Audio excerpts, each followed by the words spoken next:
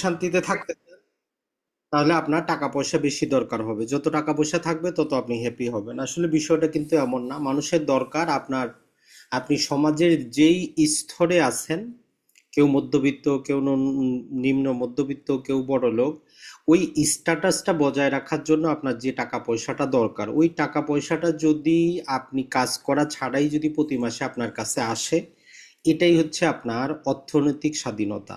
যেখানে আপনাকে টেনশন করতে হয় না যে আগামী মাসটা আপনার কিভাবে চলবে। আপনি অসুস্থ হইলে, হসপিটালে থাকলে, ফ্যামিলির কিছু হয়ে গেলে, তাহলে আমরা যে পেশায় থাকি, আপনি অ্যাক্টিভ কাজ যতক্ষণ শরীরে শক্তি আছে ততক্ষণই করতেছেন। যখন আপনি অসুস্থ হবেন তখন আপনার ফ্যামিলি বা আপনার চাকরি তো আর নর্মালি, যদি আমরা বলি যারা ডে টু ডে বেসিসে কাজ করেন, বিজনেস করেন, যাওয়া সম্ভব না। তো তখন আপনার ইনকামটা কমে যাবে। তো আপনার জীবনে আপনি যে পেশায় থাকেন, আপনার যে সামাজিক স্ট্যাটাস, কারো হয়তো 20,000 টাকা মাস চলে, কারো 50,000, কারো 1,00,000 টাকা মাস প্রয়োজন হয়। যার যত টাকায় মাস চলে, ওই টাকাটা যদি আপনি কি করতে পারেন, আপনি কাজ না করলেও যাতে এমন কিছুতে আপনি বিনিয়োগ করেন, সেটা আপনার ব্যাপারটা। সেটা আপনার জায়গা জমি হইতে পারে, ফ্ল্যাট হইতে পারে, গোল্ড হইতে পারে, শেয়ার বাজার হইতে পারে।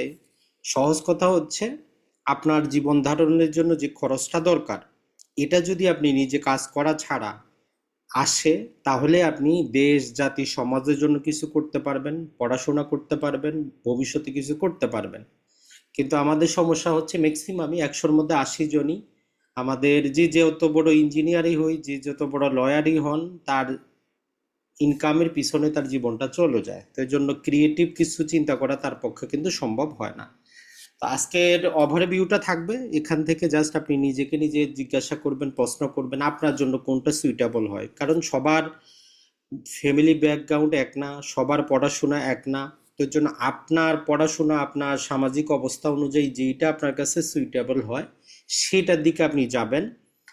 আর আপনার প্রতিনিয়ত মাসিক যে খরচটা দরকার, সেইটার আপনার একটা পেসিভ ইনকামের আপনি যদি ব্যবস্থা করতে পারেন, তাহলে আপনি আর্থিকভাবে আমরা বলতে পারবো সচ্ছল, কারো উপর আপনার নির্ভর করতে হবে না।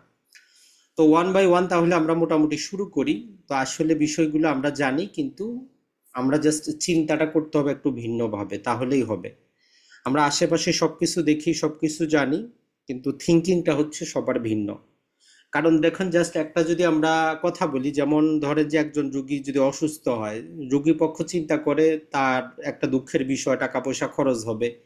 অপরপক্ষে হসপিটাল অথবা ডাক্তাররা চিন্তা করে যে রুগী না আসলে সে খাবে কিভাবে। ঘটনা কিন্তু একটাই, দুইজনের দৃষ্টিভঙ্গি দুই রকম। তো আমাদের জীবনটাও এরকম। আমরা দৃষ্টিভঙ্গির উপরই জোর দিব যে আপনি কোন দৃষ্টিভঙ্গি থেকে একটা জিনিসকে দেখতেছেন।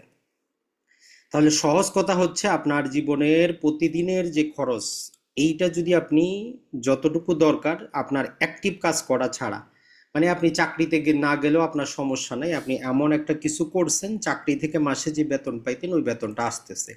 এখন এই যে সময়টা পাচ্ছেন, এটা নিজেকে আপনি গঠন করার জন্য ব্যয় করতে পারেন, সমাজে জন্য ব্যয় করতে পারেন, ধর্মীয় কাজে ব্যয় করতে পারেন। কিন্তু আপনার যদি জীবনটা চলে যায় শুধু নিজের টাকা ইনকাম করার জন্য, তো আপনি বাকিটার করবেন কোথায়? ব্যবসার ক্ষেত্রে আমাদের বাংলাদেশে একটা ধারণা, আপনি একটা দোকান নিয়ে বসলেন তার মানে আপনি ব্যবসা করতেছেন না। আপনি নিজে দোকানে নিজে কর্মচারী, আপনি একদিন না গেলে দোকান বন্ধ, তার মানে এইটা কোনো আমাদের ব্যবসা হইল না। ব্যবসা এমন হবে যেখানে আপনি না থাকলেও আপনার ব্যবসাটা কন্টিনিউ করবে।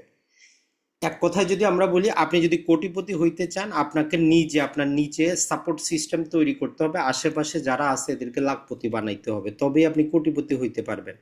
কিন্তু আমাদের সমাজে বা আমরা যে চিন্তাটা করি যে আমি একাই টাকা পয়সা কামাবো, বাকি সবাই যাতে না কামায়। টাকা পয়সা রিজিক উপরওয়ালা দিবে, তার কাছে কিন্তু টাকা পয়সার অভাব নাই। সেই জন্য এখন থেকে যখনই চিন্তা করবেন, আপনি যদি 10,000 টাকা কামাইতে চান, চিন্তা করবেন যে আপনার নিচে আশেপাশে যারা আছে এরা যাতে অ্যাটলিস্ট 5,000ও কামাইতে পারে। তখনই আপনার ওই 10,000 টাকার একটা ভ্যালু থাকবে। কারণ ধরেন যে একটা গাছ যদি আমরা যত বড় উপর দিকে আপনি উঠতে চাবেন, আশেপাশে যদি ছোট ছোট জিনিস না থাকে, বাতাসে কিন্তু এটা ভেঙে যাবে। এটা একটা ন্যাচারাল গত জিনিস। তো এই জন্য আপনি যত উপরে উঠতে চাবেন, আপনার চতুর্দিকে এরকম আপনি কি করবেন, সাপোর্ট সিস্টেম তৈরি করবেন, মানে আপনার আশেপাশের লোকদেরকেও কিছুটা উন্নতি করার চেষ্টা করবেন। তাহলে যত ঝড় তুফানি আসুক শুধু আপনার উপর দিয়ে যাবে না। সাপোর্ট সিস্টেমটা আমাদেরকে বজায় রাখতে হবে। এখন যেই কথাটা আমরা বললাম, এটা বলতে তো ভালো বলা যায়, কিন্তু এটা বাস্তবায়ন একদিনে কিন্তু সম্ভব না। আপনি আজকে ইচ্ছা করলে আগামী 1 বছরে আর্থিকভাবে এদিকে পৌঁছাইতে পারবেন না। কখন পারতেন? যখন আপনি পড়াশোনা করছেন, পড়াশোনা থেকে কেবল শেষ করছেন, তখন থেকে যদি প্রস্তুতিটা হইতো আপনি পারতেন। তারপরেও মানুষের জীবনকে কতদিন বাঁচবে এটা আমরা নিজেরাও জানি না। অ্যাটলিস্ট 5 থেকে 15 বছর সময় দরকার। জীবনের 5 থেকে 15 বছর যার যার অবস্থা অনুযায়ী যদি আপনি ক্রিয়েটিভ কাজ করতে পারেন, এরপরে আপনার আর কাজ করার দরকার নেই। আপনি তখন নিজের ইচ্ছা মতো কাজ করবেন। তাই বলে আমরা বলবো না যে আপনি বসে থাকবেন, ঘুমাবেন, এমন না। মানে আপনি জীবন ধারণের জন্য কাজ করবেন না। আমাদের স্কুলে কি হয়, আমাদের ফ্যামিলি বলেন, সবাই বলেন, বাচ্চা কাচ্চা হয়, তার পিছনে আমরা কোটি টাকা খরচ করি, ভালো স্কুলে পড়াই, ইংলিশ মিডিয়ামে পড়াই, সবচেয়ে দামি স্কুলে আমরা পড়াই। তাকে আমরা কিন্তু টাকা পয়সা ইনকাম করার চিন্তা করাই না। বলে যে বাবা তুমি পড়ো, পড়াশোনা ভালো করো, পড়াশোনা ভালো করো। হঠাৎ করে পড়াশোনা শেষ, এবার বলে যে টাকা ইনকাম করো। তার সারা জীবনে এই যে সে প্রায়, যদি আমরা বলি মোটামুটি 10 আর 2 12 আর 4, 14 বছর জীবনে সে টাকা ইনকাম কিভাবে করে কোনোদিন সে জানে না। এখন তার অনার্স শেষ, আপনি বলতেছেন টাকা ইনকাম করো, ফ্যামিলি সাপোর্ট দাও, বিয়ে করো। তো সে করবেটা কি? কারণ এই 14 বছর জীবনে কোনোদিন, ম্যাক্সিমাম ক্ষেত্রে 100-র মধ্যে 80% ছেলে মেয়ের কোনো এই টেনশনটা থাকে না যে টাকাটা আসবে কোথা থেকে। ওইটা ভিন্ন কথা। আপনার ফ্যামিলি আপনার পড়াশোনার জন্য খরচ দেয়, আপনি বাইরে ঘোরাফেরার জন্য টাকার চিন্তা করেন, সেই চিন্তার কথা আমরা বলতেছি না। তাহলে এই যে আপনার ছেলে মেয়ে সবাইকে আপনি স্কুলে পাঠাচ্ছেন, পড়াশোনা করাচ্ছেন, পড়াশোনা করাচ্ছেন, পড়াশোনা শেষ, এখন হঠাৎ করে বলতেছেন টাকা দাও। এখন সে তো জানে না মানি ম্যানেজমেন্ট জিনিসটা কি, সে তো জানে না টাকা পয়সাটা কিভাবে ডিল করতে হবে। তো তার থেকে তো আশা করে আপনার লাভ হবে না। তা আমরা ম্যাক্সিমাম জীবনের ক্ষেত্রে সবাই এই অবস্থায় সৃষ্টি হয়েছে যে তখন আমরা যদিও চাকরি করি, আমরা কিন্তু আমাদের বাস্তব জ্ঞান থাকে না যে চাকরি থেকে আমি কিভাবে টাকাটা ইনকাম করে কোথায় রাখবো, কি করব, বা কোন কোন ভাবে আর আমার স্কিলটা বৃদ্ধি করা যায়। তো এইটা যদি আমরা ধীরে ধীরে উন্নত বিশ্বে যদি আমরা দেখি, এদেরকে ছোট লেভেল থেকে ছোট হিসাবে তৈরি করা হয়। মাধ্যমিক স্তরে তাদেরকে ওইরকম বাস্তব ভিত্তিক স্কুলে কি করা হয়, ওরকম তাদের ক্লাস প্রতি মাসে দেওয়া হয়, নির্দিষ্ট একটা কিছু জিনিস সেল করে টাকাটা ইনকাম করার প্রশিক্ষণ দেওয়া হয়। তো এইরকম আমাদের শিক্ষা ব্যবস্থায় নাই। কিন্তু আমরা যেহেতু এখন আধুনিক যুগ, এখন আমরা এই ইন্টারনেটের কারণে যেমন আপনারা কানেক্ট হইতে পারছেন, অনেক কিছু শিখতে পারতেছেন। ইউটিউবে অনেক ভালো জিনিস আছে, আবার খারাপ জিনিসও আছে। তো ইউটিউবটা বলেন, ফেসবুক বলেন, সোশ্যাল মিডিয়া আসলে আমাদের বাস্তব জীবনের বাইরে না। তো এই জন্য আপনি যদি ভালো ক্রিয়েটিভ, যেমন আজকের এই ক্লাসটার পরে আপনি দেখবেন যে আপনার ইউটিউবে যদি আপনি দেখেন এই ভিডিওটা, আপনার আশেপাশে মানি রিলেটেড ভিডিওগুলো আসবে। তার মানে আপনি যেই দিকে যাইতে চাবেন আপনাকে ওই জিনিসটাই দেখাবে। আপনি যদি ওয়াজ মাহফিল বেশি শোনেন, আপনার টাইম লাইনে ওয়াজ মাহফিলে আসবে, অন্য কিছু আসবে না। এটা হচ্ছে একটা, আমরা যদি বলি, ইকোসিস্টেম। তো এরপরে আসি আমরা মূল আলোচনার বিষয়টা, আমরা যেটা যাচ্ছি সেটা হচ্ছে, তাহলে আমরা এমন কিছু করব যেটার মাধ্যমে যে জ্ঞানটা আমরা অর্জন করছি, যে যেটাই পড়াশোনা করেন, অ্যাটলিস্ট আপনি বাংলা পড়া পড়তে পারেন, ইংরেজিটা দেখতে পারেন, এতটুকুই পড়া যথেষ্ট। আসলে স্কুলের মূল উদ্দেশ্য কিন্তু আপনাকে এডুকেশন করা না। স্কুলের মূল উদ্দেশ্যটা হচ্ছে পড়াটা সারা জীবন, মৃত্যু পর্যন্ত যে জিনিসটা পড়বেন ওইটা কিভাবে পড়বেন, ওই ব্যাকরণটা শিক্ষা দেওয়াই হচ্ছে মূল কাজ। এইটাই আমরা কিন্তু বুঝি না। আমরা চিন্তা করি ভালো স্কুলে পড়বো, ভালো ভার্সিটিতে পড়বো, ইঞ্জিনিয়ার হব, বের হব, লাখ টাকা বেতনে চাকরি করব। এখন চাকরিটা দিবে কে? চাকরিটা দিবে, দেখবেন যে ক্লাস 10 পাস, ইন্টার পাস একজন, সে বিশাল বড় কোম্পানি করছে, তার অধীনে গিয়ে আপনি মাসে 2 লাখ টাকা বেতনে কাজ করতেছেন আর বলতেছেন যে আপনি শিক্ষিত। তার মানে আমাদের বেসিক লেভেলটা আমরা তৈরি করার চেষ্টা করব। এখন আসি আমরা যে জিনিসটা, সেটা হচ্ছে যে আমাদের আশেপাশে বা বাস্তবে আমরাও জীবনে যে ভুলগুলো করেছি, আমরা সবচেয়ে বেশি কি ধন সম্পদ অর্জন করার বেশি চেষ্টা করি। তো একটা জিনিস মনে রাখবেন, সম্পদ অর্জন বেশি না করে আপনি যদি ক্যাশ ফ্লোটা বেশি বাড়াইতে পারেন। ক্যাশ ফ্লো মানে হচ্ছে নগদ টাকা। ধরেন যে আপনার যত বাড়ি গাড়ি জায়গা জমি আছে, 200 কোটি টাকার সম্পত্তি আছে, কিন্তু মাসে ওইখান থেকে 1 লাখ টাকাও আসে না, তো ওই সম্পত্তির কোনো দাম নাই। যদি আপনার 10 লাখ টাকার আপনার বাড়ি গাড়ি থাকে আর মাসে যদি আপনার 50,000 টাকা কোনো জায়গা থেকে আসে, ওই জায়গা থেকে আসে, তাহলে আপনি হচ্ছেন হ্যাপি মানুষ, আপনার ক্যাশ ফ্লোটা ভালো। তো এই জন্য সম্পদ আপনি অর্জন যদি করেন, ওই রকম সম্পত্তি অর্জন করার চেষ্টা করবেন যেটা আপনাকে নিয়মিত সেখান থেকে ইনকাম দিবে। আর যদি ইনকাম না দেয়, ওইটা আপনার ডেট, ওইটা আপনি বাদ দেন, ওইটা আপনি সেল করে দেন। এমন সম্পত্তি বা প্রপার্টিতে আপনি বিনিয়োগ করেন, সেটা আপনার বাড়ি হইতে পারে, ফ্ল্যাট হইতে পারে, দোকান হইতে পারে, ব্যবসা অংশীদার হইতে পারে, অথবা গোল্ড হইতে পারে। তার মানে আমরা ধীরে ধীরে নিজে চিন্তা করব। আমাদের যা কিছু আছে, এমন না যে আপনার আপনি বলবেন যে ভাই আমার তো নিজের ঘরটাও নাই, সেটা কথা না। আপনার যদি গরিব হন, আপনার মাসে 5,000 টাকা দিয়ে ফ্যামিলি চলে, তাহলে আপনি ওই 5,000 টাকারই ব্যবস্থা করেন, যে ওই 5,000 টাকা আমার মাসে যদি কোনো জায়গা থেকে আসে তাহলে আমি কাজ করতে হবে না। আর যার 50,000 টাকা লাগে তাহলে ওই হিসাবে চিন্তা করতে হবে। তো এখন আমরা যারা অর্থনীতির ছাত্র, তারা এসেটকে এক হিসাবে বুঝেন, লাইবিলিটিকে এক হিসাবে বুঝেন। এটা আমরাও বুঝি। লাইবিলিটি মানে আপনার দায়, আপনার কাছে কেউ পাওনা আছে। যেমন আপনি বিয়ে করছেন, স্ত্রী সন্তান এদেরকে দেখাশোনা, পড়াশোনা, খরচ আপনার উপর একটা লাইবিলিটি। আপনি একটা গাড়ি কিনছেন, গাড়িতে তেল দিতে হবে, লাইবিলিটি। তো অর্থনীতির ভাষায় না গিয়ে জাস্ট আমরা আধুনিক যুগে যারা মানি ম্যানেজমেন্ট করে, এদের কথা হচ্ছে অ্যাসেট। আমরা সেটাকেই বলবো যেটা আমাকে নিয়মিত টাকা পয়সা দিবে। যে জিনিসটা আমি ব্যক্তিগত কাজে ব্যবহার করব, যেটা আমাকে টাকা পয়সা দিবে না, যেটার পিছনে আমি টাকা খরচ করব, ওইটা আমার অ্যাসেট না, ওইটা আমার লাইবিলিটি। যেমন ধরেন যে আপনার যদি একটা মাইক্রোবাস আছে, সেটা আপনি কি করেন, শুধু নিজের ব্যবহারের জন্য সেটাকে ইউজ করেন, কোথাও ভাড়াও দেন না, কোনো কিছু করেন না, আপনার বাসায় পড়ে থাকে, যখন দরকার আপনি ব্যবহার করেন, তেল সেখানে দেন। এইটা আপনার অ্যাসেট না, এটা হচ্ছে আপনার লাইবিলিটি। প্রতি মাসে আপনার থেকে টাকা নেয়। এরকম রাখা যাবে না, সেটা ভিন্ন জিনিস। এখন যদি সেটাকে আপনি বাণিজ্যিক উদ্দেশ্যে কোথাও রেন্টে দেন, ভাড়া দেন, তাহলে সেটা আপনার অ্যাসেট হবে। তার মানে এক শব্দে আমরা বুঝবো, অ্যাসেট এমন জিনিস যেটা আমাকে নিয়মিত ইনকাম দিবে, কম হোক বেশি হোক। যদি না দেয়, ওইটা আমার তালিকা থেকে বাদ যাবে। আর লাইবিলিটি কোনটা, সেটা আমরা সবাই জানি, যেটা আপনার প্যাকেট থেকে টাকা বের করে নেবে, এখন সেটা যেটাই হোক। আর এই আমরা যে জিনিসটা একটা ভুল করি, যেমন ধরেন যে ব্যাংকে টাকা রাখলে এত পার্সেন্ট সুদ দেয়, সঞ্চয়পত্র করা করলে এত পার্সেন্ট দেয়, 10 লাখ টাকা দিয়ে ফ্ল্যাট কিনছেন, 2 বছর পরে 20 লাখ টাকা বিক্রি করছেন, আপনি চিন্তা করতেছেন আমি তো 100% লাভ করলাম। আসলে না, আপনি জীবনও 100% লাভ করেন নাই। মাঝখান দিয়ে আমাদের ইনফ্লেশন বা মুদ্রাস্ফীতি বা দ্রব্যমূল্যের ঊর্ধ্বগতি বলে একটা শব্দ চালু আছে। একটা যদি উদাহরণ দেই, যেমন ধরেন যে গত বছরে 2024 সালের এই যে 26শে সেপ্টেম্বর যদি আপনি একটা জিনিস যদি কিনতে পারতেন 1 লাখ টাকায়, আজকের দিনে 1 বছর পরে ওই জিনিসটা কিনতে আপনার এই যে দ্রব্যমূল্যের ঊর্ধ্বগতি যদি 8.5% থাকে, তাহলে 1,08,500 টাকা দরকার হবে। আর এই 1 লাখ টাকা যদি আপনি গত বছরে ব্যাংকে কোনো সেভিং অ্যাকাউন্টে রাখতেন, আপনাকে ম্যাক্সিমাম তারা 6% দিত, মানে 1 লাখ টাকা প্লাস আর 6,000, 1,06,000 টাকা দিত। আপনার গত বছরে 1 লাখ টাকায় আপনি 1,08,000 টাকা জিনিস কেনার ক্যাপাবিলিটি ছিল। আজকে ওই টাকাটা হিসাব করলে আপনার প্রায় 2,500 টাকা লস, মানে আপনার টাকাটার ভ্যালুটা কমে গেছে।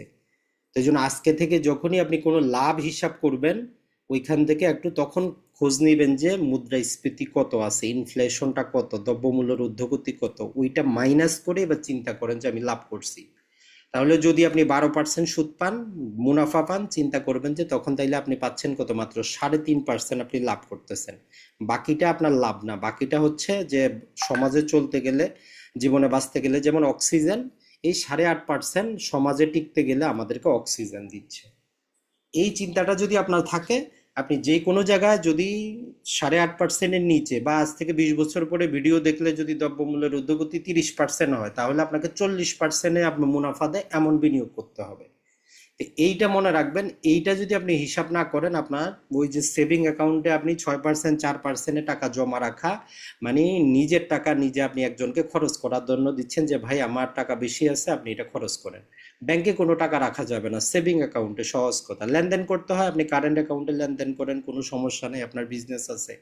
এখন বলবেন যে ভাই আমি কি করব, তো 5-10 হাজার টাকার আমরা বলতেছি না, দেখবেন যে এমনও অনেক মানুষ আছে 30, 40, 50 লাখ টাকাও সেভিং অ্যাকাউন্টে পড়ে আছে। আপনার 10,000 টাকা দিয়ে তো আপনি তেমন কিছু করতে পারবেন না। তবে এইটা মাথায় রাখবেন যে এখন থেকে বা আজকে থেকে আপনি যেই মুনাফা, যেখানে হিসাব করবেন, দ্রব্যমূল্যের ঊর্ধ্বগতি মাইনাস দিয়ে আপনি নিট মুনাফাটা হিসাব করবেন। আপনি 1 কোটি টাকার ফ্ল্যাট কিনছেন গত বছর, এখন বলতেছে যে 1,05,00,000 বলতেছে, ধরলাম। আপনি চিন্তা করতেছেন 5 লাখ আমার টাকা বাড়লো, আসলে বাড়ে নাই, আপনার 3.5 লাখ টাকা লস হয়ে গেল। কারণ ওই ফ্ল্যাটটা কিনতে আজকে 1,08,00,000 টাকা লাগবে, আর আপনি 1,05,00,000-এ বিক্রি করতেছেন। এই চিন্তাটা একটু আমরা মাথায় নিব। তাহলে এখন আমরা করতে পারি কি? এতক্ষণ তো আমরা বাস্তবতা তুললাম, যে এখন যে ভাই আমরা করবোটা কি, তো সেটাই আজকের আমাদের দেখবো। যার যেটা খাটে, সবার একটা জিনিস কিন্তু খাটবে না। আমি একরকম, আপনি একরকম, আপনার পারিবারিক অবস্থা একরকম, আপনার শিক্ষাগত যোগ্যতা একরকম, যার যেটা খাটে সেই অনুযায়ী ব্যবস্থাটা নিবেন।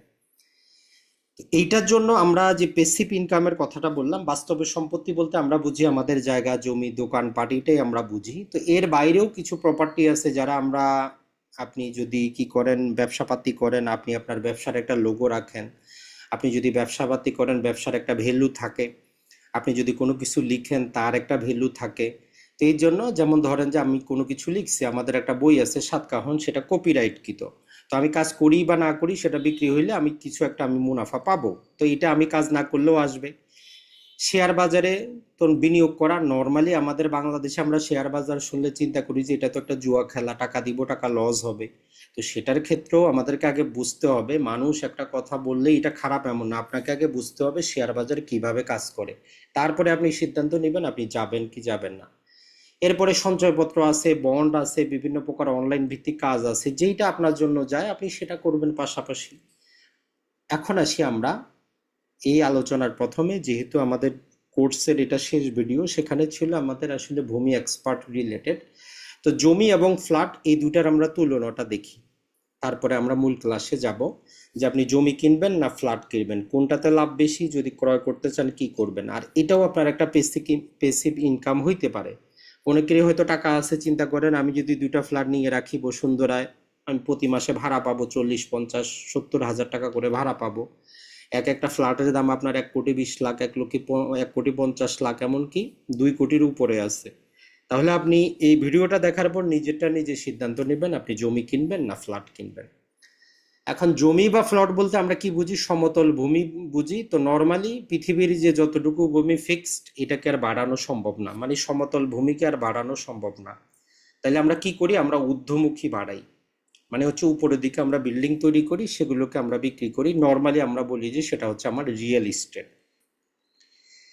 এখন এইটার মধ্যে কোনটাতে বিনিয়োগটা ভালো কোনটাতে খারাপ, তো জেনারেল সেন্সে যদি আমরা বলি যে জমিতে আপনি বিনিয়োগ করবেন, এক কথায় এটা আপনাকে কোনোদিন কি করবে না, লস করাবে না। এটা সবাই বলে, আমরাও বলি, আমরাও অনেক বলছি। কিন্তু আপনাকে সবসময় আপনি চিন্তা করবেন যে আপনি লাভ লস হিসাব করবেন সময় অনুযায়ী, কারণ সময়টাই মানুষের জীবনে মেইন। তো ভিডিওর পরে যাওয়ার আগে যদি জাস্ট একটা গল্প বলি তাহলে আপনি বুঝতে পারবেন। আমার বাস্তব জীবনে সেই সম্ভবত 2020 সালে একজন ব্যক্তি 1 বিঘা জমি বিক্রি করবে, কৃষি জমি, মাত্র তার 6 লাখ টাকা দাবি। তো 5 লাখ বলা হয়েছে, সে দিবে না, ঠিক আছে নিব না। এর থেকে 3 বছর পরে 2023 সালে আসে, একই সম্পত্তি তার বিক্রয় মূল্য কত, সে 6 লাখই বিক্রি করবে। মাঝখানে যে 3টা বছর চলে গেছে এটা কিন্তু তার স্মরণ নাই। সে 2023 সালে তখন ওই সম্পত্তিটা, আরো 3 বছর পরে আমি 6 লাখেই নিলাম। এখন সে চিন্তা করতেছে আমি 6 লাখ চাইছি, আমি বাজারে 6 লাখই পাইছি, আমি লাকি।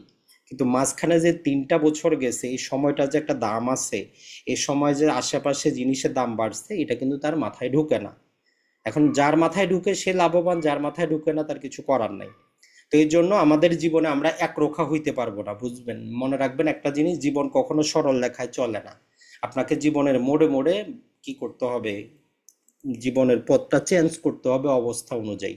জীবনটা মেট্রো রেলের মতো না যে সোজা আপনি যাবেন, এখানে প্রতিদিন প্রতিক্ষণে আপনার বাঁক আসবে, যেই দিকে আপনার সুবিধা ওই দিকে আপনাকে বাঁক নিতে হবে। এখন জমিতে বিনিয়োগের ক্ষেত্রে কিছু আমাদের কি আছে, হুমকি আছে, কিছু আমাদের সমস্যা আছে, মালিকানা বিরোধ আছে, প্রপার না থাকলে টাকা পয়সাও লস হয়ে যায়। তো জমিতে যদি আপনি মালিকানা সম্পূর্ণ দেখে, প্রপার কানেকশন দেখে, সবকিছু দেখে সম্পত্তি যদি নেন, দীর্ঘমেয়াদে বলতে পারি এটা আপনাকে লাভ দেখ বা না দেখ আপনাকে লস করবে না। এইটা নেন, এইটা মাথায় নিতে পারেন যে আমি যদি জমিতে বিনিয়োগ করি, যে টাকাটা বিনিয়োগ করলাম এটা জিরো হবে না। লাভ কত হবে এটা আপনার বুদ্ধির উপর নির্ভর করে। লাভই হবে সব সময়, এটা আপনি বলবেন না আজকে থেকে, কেন আমরা দেখেছি মাঝখানে দ্রব্যমূল্যের ঊর্ধ্বগতি 8.5% আজকের বাংলাদেশে। তাহলে আপনাকে লস করাবে না। লাভ কতটুকু করতে পারবেন সেটা আপনার বুদ্ধির উপর নির্ভর করে, অবস্থার উপর নির্ভর করে। এখন আসি ফ্ল্যাটের ক্ষেত্রে। তো ফ্ল্যাট মানে কি, ওই জমিটার মধ্যেই আপনি কি করতেছেন, উপরের দিকে উঠাচ্ছেন। এখন এই ফ্ল্যাটের মধ্যে যেটা হয়, নর্মালি যদি আপনি রেডি ফ্ল্যাট নিতে চান, যে যেটা অলরেডি বিল্ডিংটা মোটামুটি 50%, 60% কমপ্লিট হয়ে গেছে, আপনি জাস্ট নেওয়ার 1-2 মাসেই করবেন। ফ্ল্যাটের ক্ষেত্রে মূল যে জিনিসটা হয় সেটা হচ্ছে যে ফ্ল্যাটের দামটা প্রথম মোটামুটি 20 বছর দামটা ঊর্ধ্বমুখী থাকে। মানে যদি আপনি একটা 30 লাখ টাকা যদি একটা ফ্ল্যাট নেন বা 50 লাখে যদি একটা ফ্ল্যাট ক্রয় করেন, আগামী 15 থেকে 20 বছর ম্যাক্সিমাম এই দামটা আপনার বাড়বে, আপনার ওই ফ্ল্যাটের দামটা 60-70 লক্ষ টাকাও হবে।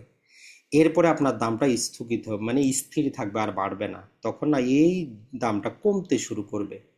যেই জিনিসটা আপনি আর 30 লাখে নিয়েছেন, 60 লাখ ছিল বাজারে, 60 থেকে তখন আবার ডাউনের সৃষ্টি হবে। এটাই বাস্তবতা। তো এখন বলবেন যে তাই আমি তাহলে করবোটা কি? 1 নাম্বার কথা হচ্ছে যে আপনি নিজের বসবাসের জন্য কিনতে পারেন। আপনি যেখানে থাকবেন, বসবাস করবেন, সেটাতে আপনি কোটি টাকা খরচ করেন, এখানে কোনো লস নাই। কিন্তু আপনি ব্যবসার উদ্দেশ্যে নিয়ে একটা ফ্ল্যাটকে দীর্ঘদিন হোল্ড করা যাবে না। আপনি তাহলে করবেনটা কি? যে কোনো ফ্ল্যাট যদি আপনি নতুন অবস্থায় ক্রয় করেন, সেটাকে ম্যাক্সিমাম 10 বছর, এর বেশি রাখা যাবে না। 10 বছর পরে ম্যাক্সিমাম যে বাজার ভ্যালু পাবেন, ওই বাজার ভ্যালুতে আপনাকে ফ্ল্যাটটা বিক্রি করে দিতে হবে। কারণ এরপরে যে কোনো সময় এটা ডাউনফল শুরু হবে, ফ্ল্যাটের ব্যবসায় ডাউনফল হবেই হবে, কিছু করার নেই। আপনি নিজেকে নিজে চিন্তা করেন, আজ থেকে 20 বছর পুরাতন যে বিল্ডিং গুলা, ওগুলা ডিজাইন একরকম, যুগের সাথে চলে না, বিল্ডিংটা পুরাতন, আশেপাশে সব অবস্থা ভালো না, আর আজকে নতুন ব্র্যান্ডের ভালো ভালো মানের বিল্ডিং তৈরি হচ্ছে, আপনি কেন পুরাতনটাতে যাবেন? তো ওই জন্য ম্যাক্সিমাম যারাই নতুন ফ্ল্যাট ক্রয় করবেন, প্রথম 10 বছরে ম্যাক্সিমাম যে ভ্যালু আপনি পাচ্ছেন, ওই ভ্যালুতে ফ্ল্যাট আপনি বিক্রি করে নতুন প্রয়োজনে ওই টাকা দিয়ে 2টা নতুন ফ্ল্যাটে আপনি বিনিয়োগটা করেন। ফ্ল্যাটটা সারা জীবন ধরে রাখা যাবে না। যদি আপনার নিজের জন্য হয়, বসবাস করার জন্য একটা আপনি রাখেন, সেটা ভিন্ন জিনিস। কিন্তু ব্যবসায়িক উদ্দেশ্যে আপনি একটা ফ্ল্যাটকে, নতুন ফ্ল্যাটকে 10 বছরের বেশি ধরে রাখবেন না। 10 বছরে ম্যাক্সিমাম ভ্যালু পাবেন, তার মানে ফ্ল্যাটটার দাম বাড়বে। আর এইটার পাশাপাশি একটা আমাদের কনফিউশন আছে, ফ্ল্যাটে আমরা জমির মালিক হই কিনা, মানে যেই জমিটার উপর ফ্ল্যাটটা উঠছে ওইখানে আমরা জমির মালিক হই কিনা। কথা হচ্ছে যে হ্যাঁ, আপনি আনুপাতিক হারে জমিরও মালিক হন। দেখবেন যে প্রতিটা আপনার ফ্ল্যাটের দলিলে ফ্ল্যাটের স্কোয়ার ফিট হিসাবে দাম এবং আনুপাতিক হারে জমির দাম দুইটাই থাকে। তো আপনি বলবেন যে ভাই ফ্ল্যাটের দাম কম, যদিও কমে যায়, জমিটার দাম তো বাড়বে। কথাটা হচ্ছে সেখানে তো আপনি একক মালিক না, 10 জন, 20 জন, 30 জন মালিক। এখন আপনার সেখানে খুবই ক্ষুদ্রাংশ পরিমাণ জমি থাকবে, যেটা কোনো কাজের না। তো এর মধ্যে তাহলে আমরা বলতে পারি ফ্ল্যাটের ক্ষেত্রে আপনি যেটা করবেন, লাভের জন্য যেটা করতে পারেন, যদি আপনাদের পরিচিত কেউ থাকে, 5 জন, 10 জন, 20 জন মিলে শেয়ারে আপনারা কি করতে পারেন, জমি কিনে সেখানে নিজেরা নিজেরা বিল্ডিং তৈরি করতে পারেন। বাংলাদেশে অসংখ্য হচ্ছে, এতে আপনার মোটামুটি প্রায় 30% খরচ কম পড়ে যায়। এই 30% রিয়েল এস্টেট কোম্পানিটা লাভ করে, আর কিছুই না। যেমন ধরেন যে যে ফ্ল্যাটটা 1 কোটি টাকার আপনি একদম রেডি করছে, সেটাকে যদি আপনারা নিজেরা যদি তৈরি করেন, 70 লাখে আপনি করতে পারবেন, এখানে কোনো সমস্যা নেই। তাহলে যদি আপনি ফ্ল্যাট ব্যবসায় লাভ করতে চান, শেয়ারে জমি কিনে আপনাদের মধ্যেই ভাগবাটোয়ারা করে আপনারা বিল্ডিং উঠায় তারপরে আপনি বিক্রি করে দিতে পারেন। আর ফ্ল্যাটের ক্ষেত্রে যারা ফ্ল্যাটের মালিক থাকেন, তারা আনুপাতিক হারে জমিরও মালিক হন। এখানে 100 বছর 200 বছর বলে কোনো কথা নাই। আপনি জমিরও মালিক থাকবেন, বিল্ডিং যতদিন থাকবে তারও আপনি মালিক থাকবেন। আর ফ্ল্যাট বিনিয়োগে এখন যে ঝুঁকিটা থাকে, নর্মালি ধরুন যে ভূমিকম্পের ঝুঁকি আছে, ঢাকা শহরে কখন কোনটা ভাঙে, একটা বিল্ডিং থেকে অন্য বিল্ডিং এ 3 ফিটও জায়গা ফাঁকা নাই। একটাতে আগুন ধরলে আপনারটাও গেল, মানে আপনি পুরা কাঙ্গাল হয়ে গেলেন, কিছু করার নাই। তো ওই জন্য বস্তি এলাকায়, পুরাতন এলাকায়, ঘনবসতিপূর্ণ জায়গায় বিনিয়োগ করা দরকারই নেই আপনার। যেখানে আধুনিক সিটিগুলো গড়ে উঠতেছে, যেখানে জায়গা পর্যাপ্ত, রাস্তাঘাট আছে, দাম একটু বেশি যাক, ওইখানে আপনি বিনিয়োগ করেন। পুরাতন যেই জায়গাগুলো আছে, যেই জায়গায় হোক, ওই দিকে আপনি বিনিয়োগ করবেনই না। কারণ কেন আপনি এই যে 50-70 লক্ষ টাকা একটা ঝুঁকির মধ্যে ফালাচ্ছেন? এক পাশের বিল্ডিং এ আগুন লাগলে আপনারটাও শেষ। আপনি বলবেন যে ভাই এটা তো প্রাকৃতিক কারণ। তো প্রকৃতি তো আপনারে বলে নাই যে আপনি 2টা বিল্ডিং এ 5 ফিটও জায়গা না রাখেন। নর্মাল একটা কমন সেন্স হচ্ছে যেটা আপনি পৌরসভা অঞ্চলে একদম যে কোনো জায়গায় বাংলাদেশের 3 ফিট 3 ফিট 6 ফিট গ্যাপ থাকবে। বাস্তবে আপনি যা দেখেন, কোথাও যে ঢাকা শহরে এমনও জায়গা আছে 5 হাত জায়গাও কিন্তু নাই, কারণ কেউ জায়গা ছাড়তে চায় না। তো এই দুইটা থেকে সামারি হচ্ছে, আপনি জমিতে বিনিয়োগ করা ভালো যদি আপনি উপযুক্ত নিতে পারেন। এখন জমির যেহেতু সংকুলনতা, আপনি ফ্ল্যাটে যদি যান তাহলে ভালো এরিয়া দেখে নিজেরা জমি কিনে সেখানে করেন। আর যদি বলেন যে ভাই আমার অত সময় নাই, সুযোগ নাই, তাহলে আপনি যে কাজটা করতে পারেন সেটা হচ্ছে, যে ফ্ল্যাটগুলো রেডি হচ্ছে আগামী 1-2 মাসে, 5 মাসে, যেগুলা কি হবে, কাজ শুরু হবে বলতে হ্যান্ড ওভার শুরু হবে, ওই ফ্ল্যাটে বিনিয়োগ করবেন। ধরেন যে রিয়েল এস্টেট কোম্পানি বলছে 1 বছরে আমরা ডেলিভারি দিব, আপনি মাসে মাসে টাকা দেন, দরকার নাই ওইসব ফ্ল্যাটে। বাংলাদেশে 100-র মধ্যে 80% রিয়েল এস্টেট কোম্পানি সময় মতো ডেলিভারি দিতে পারে না। কেউ তো টাকা নিয়ে পালিয়ে যায়। আজকে সম্ভবত বিজনেস স্ট্যান্ডার্ডে দেখবেন একটা রিয়েল এস্টেট কোম্পানি এইরকম 5 বছর ধরে টাকা নিয়ে তারা পালিয়ে গেছে। কি করবে এখন? তো এই জন্য আপনি কখনোই আগামী 2 বছরে ডেলিভারি দিবে এইরকম কোনো ফ্ল্যাটে কোনো রিয়েল এস্টেট কোম্পানিকে টাকা দেওয়ারই দরকার নেই। প্রয়োজনে আপনি ভাড়া থাকেন। আর যেই ফ্ল্যাটটা মোটামুটি রেডি হয়ে গেছে, আগামী 1-2 মাসে হ্যান্ড ওভার হবে, অথবা নতুন ফ্ল্যাট কেউ আসছে বিক্রি করতে চাচ্ছে, সেটাতে ক্রয় করেন, সেটাতে আপনি চলে যান। তো এইটাই হচ্ছে জিনিস। আর এখন যদি আপনি আরো যে ভাই আমি জমি কিনে লাভ করব, যেহেতু আমরা প্রথমেই বলছি যে জমি কিনে আপনার লস হবে না, লাভ হবে কিনা আপনার ব্যাপার। এখন যদি আপনি জমি কিনে লাভ করতে চান, কোন দিকটা আপনি স্মরণ করবেন?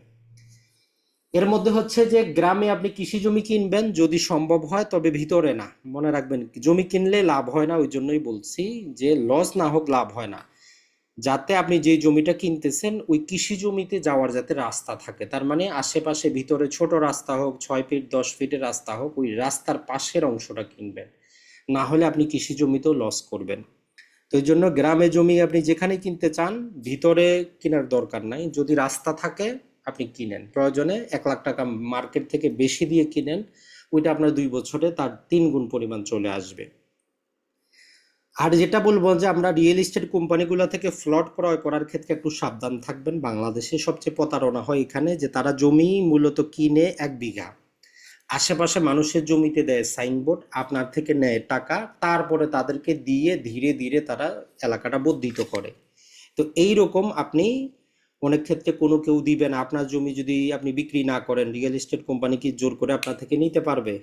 তো আবার কিছু কিছু সেখানে চক্র আছে, তারা শুধু সাইনবোর্ড দেওয়ার জন্য মাসে মাসে ভাড়া নেয়, মানে জমি বিক্রি করবে না, বলে যে আপনার জমি নিব না, শুধু আমাদের সাইনবোর্ডটা থাকবে, প্রতি মাসে আপনাকে আমরা 20,000 টাকা দিব। তো আপনি যখন যান দেখেন যে টোটালটা তাদের অধীনে, 6 মাস পরে আপনার অনেক ম্যাক্সিমাম টাকা আপনি দিয়ে দিছেন, ওই ও আর তো আর জমি বিক্রি করবে না, তখন সাইনবোর্ড নাই, শুধু সামনের অংশে আছে। তো এইরকম প্রতারণার ক্ষেত্রে আপনি যাচাই বাছাই করে তারপরেই ফ্লট কিনা যদি হয় কিনবেন।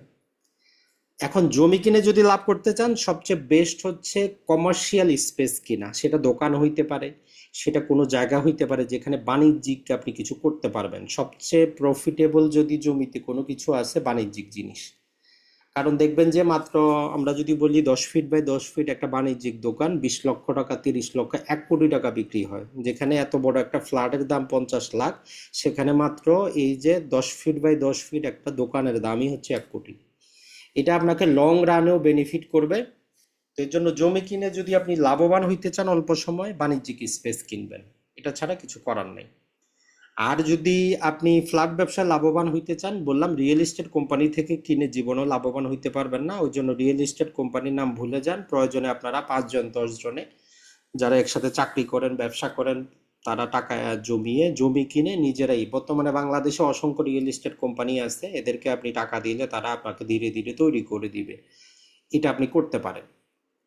আর যেটা বললাম যে আপনার যদি নিজের থাকার জন্য প্রয়োজন পড়ে, তাহলে সেটা ভিন্ন জিনিস। কারণ মানুষের আপনার নিজস্ব শান্তির জন্য, নিজের জন্য যেটা থাকবেন ওইটা তো আমরা ভ্যালুয়েশন করে লাভ হবে না। তাহলে আপনি ফ্ল্যাট কিনেন, আপনি থাকেন সেটা। কিন্তু ভাড়া দিবেন ফ্ল্যাট কিনে, এই উদ্দেশ্যে কিনাটা হচ্ছে বোকামি। মানে এটা হচ্ছে যেটা আমরা বলি যে 10 তলা থেকে লাভ দেওয়া যেই কথা, আর ফ্ল্যাট ভাড়া দিয়ে আপনি পেসিভ ইনকাম তৈরি করবেন, এইটা করাটাও হচ্ছে একদম বোকামি, এটা করা যাবে না। তো আমরা জাস্ট আমাদের কথা বলবো, কারণ হচ্ছে যে সবার জীবনের ইতিহাস ভিন্ন। এই যে আমরা কথাগুলো বললাম, এটার মধ্যে কারো পজিটিভ চিন্তা ভাবনা আসতেছে, কেউ বলতেছে যে না এটা আমার যাবে না। তো ওই জন্য আমরা ভিডিওর প্রথমেই বলছি, সবার জন্য সবকিছু না, যার জন্য যেটা খাটে আপনারা তার জন্য সেটা নেওয়ার চিন্তা করবেন। তবে এখন থেকে থিঙ্কিংটা একটু অন্যভাবে করবেন, আগের মতো প্রথাগত ভাবে করবেন না। তো এখন আসি আমরা, যেটা হচ্ছে যে বিনিয়োগের ক্ষেত্রে আমরা আসলে তাহলে কোথায় কোথায় বিনিয়োগ করতে পারি, যেখান থেকে শুরু হচ্ছে আমাদের আজকের এই জিনিসটা। বাংলাদেশে বিনিয়োগের আস্থেটা কি? আপনি যদি এই জিনিসগুলা আমরা এতদিন হয়তো স্বাভাবিকভাবে দেখেছি, কিন্তু এখন আপনি একটু বাণিজ্যিক চিন্তা করে দেখবেন যে এইটা থেকে আমার কোনো পেসিভ ইনকাম আসতে পারে কিনা। মানে এই কাজটা যদি আমি করি, যাতে আমি ওইখান থেকে এমন টাকা পয়সা পাই যাতে আমার নিয়মিত কাজ করতে না হয়, মানে জীবনের জন্য কাজ করতে না হয়। কাজ আপনি সারা জীবন করবেন, আর বিশেষত পুরুষ মানুষ তো মৃত্যুর আগ দিন পর্যন্ত তাদেরকে কাজ করতে হয়। কোনো পুরুষ মানুষ নাই যে বলতে পারে যে আমি অবসরে আছি, তার জীবন যেতদিন শেষ না হয় কাজ তাকে করতেই হবে। মোটামুটি আমরা এখানে ৮ প্রকারের বাংলাদেশে বিদ্যমান জিনিস দেওয়া আছে, এর বাইরেও থাকতে পারে, কারণ আমার চিন্তার বাইরে আপনার কাছে অন্য কিছু থাকতে পারে, যদি অবশ্যই থাকে জানাবেন। কারণ জ্ঞান এমন একটা জিনিস, আপনি যত চর্চা করবেন তত বাড়বে। তো হয়তো আজকে আমি এই ৮টা জিনিস নিয়ে আলোচনা করতেছি, দেখা যাবে আগামী ১ বছর পরে এখানে ১৬টা জিনিস চলে আসবে, এটাই জিনিস। তো এই জন্য আপনিও যদি এগুলো নিয়ে গবেষণা করেন, এগুলো নিয়ে একটু, বর্তমানে অনলাইনের যুগ, ফেসবুকে ইউটিউবে সার্চ দেন, দেখবেন যে আপনি আরো অনেক কিছু পাবেন। তো আমরা চাই আপনার ওই থিঙ্কিংটা বাড়ানোর জন্য। তাহলে আমরা কি করতে পারি, জমি জমা কিনতে পারি, প্লট ফ্ল্যাট কিনতে পারি, অথবা রিয়েল এস্টেটে বিনিয়োগ করে সেখান থেকে একটা জিনিস ইনকাম করতে পারি। অথবা আমরা কি করতে পারি, গোল্ড অথবা যে সিলভার আছে, সোনা রূপাতে আমরা বিনিয়োগ করতে পারি। তাই বলে অলংকার না, এখানে যারাই পরিধানের জন্য অলংকারের কথা বলতেছেন সেগুলা না। বিশ্ববাজারে গোল্ড একটা ট্রেডিং হয়, আমরা তো চিন্তা করি যে গোল্ড মানেই হচ্ছে যে আমরা কি করব, এটা গহনা বানাবো। এটা ছাড়া ব্যাংকে আমরা টাকা ডিপোজিট করেও প্রাথমিক অবস্থায়, আপনার জীবনের শুরুতে প্রাথমিকভাবে আপনি ডিপোজিট করে কিছুটা সেফগার্ড পাইতে পারেন। লং রানে ব্যাংকে টাকা রাখা মানে, আমরা আবারও বলছি, এটা হচ্ছে জিরো। কিভাবে, আমরা উদাহরণ দিয়েও দেখাবো। এখন এই সরকার কি করছে, সঞ্চয়পত্র রেখেছে, যদিও আসলে সরকার এই সঞ্চয়পত্রটা রাখছে যে যারা, আমরা যেটা বলি যে সমাজের মধ্যে বৃদ্ধ শ্রেণী, মানে বয়স যাদের 50-এর উপরে চলে গেছে, যারা এখন নতুন বিনিয়োগে ভয় পায়, তারা চায় তাদের সারা জীবনের ইনকামটা একটা সেফ জায়গায় থাকুক, মাসে মাসে আসুক, তারা সেখানে চলবে, তাদের জন্যই। কিন্তু সমস্যা হচ্ছে এখন আমরা ইয়াংরাও কোথাও টাকা না পেয়ে সঞ্চয়পত্র ক্রয় করি। সঞ্চয়পত্র ইয়াং যারা 20-30 বছর 40 বছর আছেন এদের জন্য না, কিন্তু কিছুই করার নাই। যেহেতু ব্যাংকে সুদের হার কম, সঞ্চয়পত্র 11 থেকে 12% দেয়, বন্ডগুলো 13% দেয়, ট্রেজারি বন্ডে আরো বেশি দেয়। তো এই জন্য এখন ওই যে 50-এর উপরে যারা, তাদের বাদ দিয়ে এখন ব্যবসায়িক শ্রেণী অথবা এই 30-35 বছরের ইয়াং যুবক, তারাও এখানে বিনিয়োগ করা শুরু করেছে। এরপরে আপনি চাইলে মিউচুয়াল ফান্ড আছে, তো মিউচুয়াল ফান্ড জিনিসটা কি সেটা আমরা দেখব আজকে বিস্তারিত। এটা ছাড়া নতুন কোনো ব্যবসায় আপনি কি হইতে পারেন, অংশীদারি হইতে পারেন। জীবনে কিছু ক্যালকুলেটেড রিস্ক নেওয়ার অ্যাবিলিটি আপনার থাকতে হবে, মানে হচ্ছে যে যেটা সহজ ভাষায় বলতে পারি যে জুয়া খেলার মতো, কিন্তু ওই জুয়া খেলাটা হবে ক্যালকুলেটেড।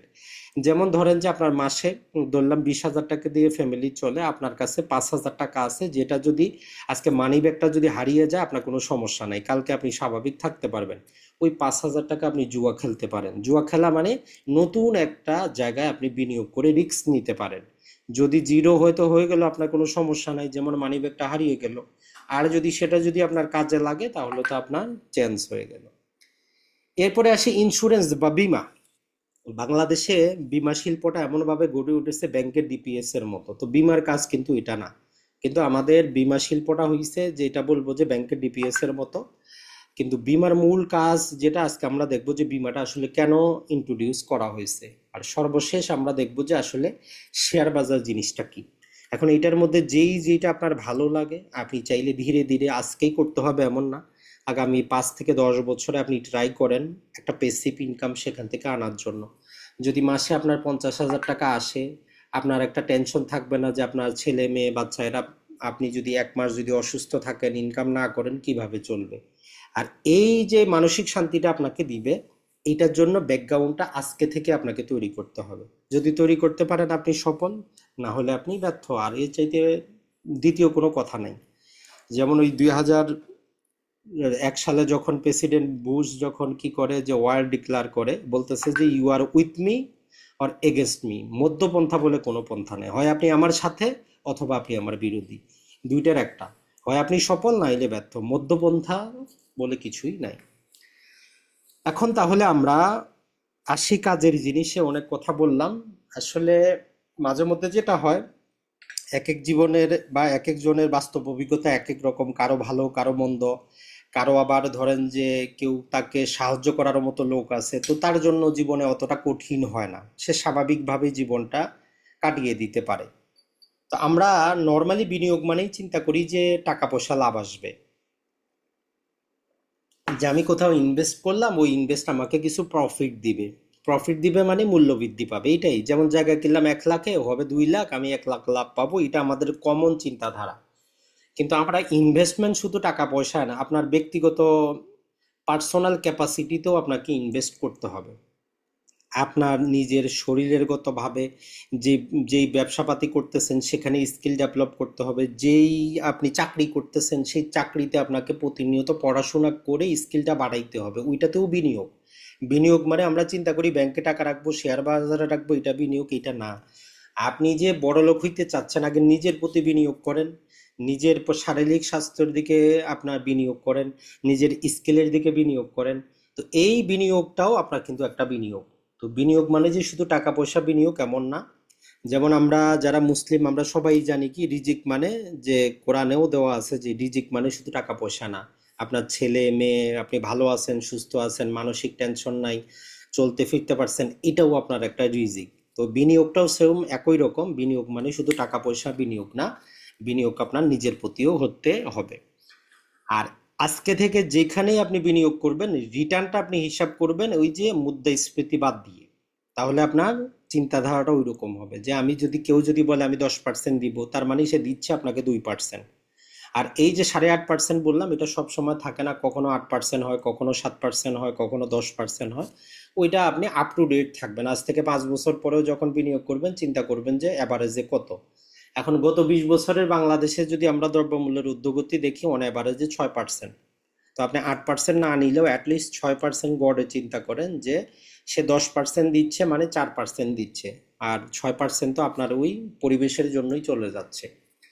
তাহলে এই ইনফ্লেশন রেটটা যদি আমরা আপনাকে বুঝাইতে চাই একদম সহজভাবে, দ্রব্যমূল্যের ঊর্ধ্বগতিটা, যেমন ধরেন যে গত বছরে 1 কেজি যে বাসমতি রাইস চাল যেগুলা দিয়ে আমরা কি করি, পোলাও বানাই, বিরিয়ানি বানাই, 100 টাকায় যদি আপনি গত বছরে কিনতে পারতেন, আজকে 2025 সালের যদি সেটা 110 টাকা হয়, তাহলে দ্রব্যমূল্যটা বাড়লো কত পার্সেন্ট?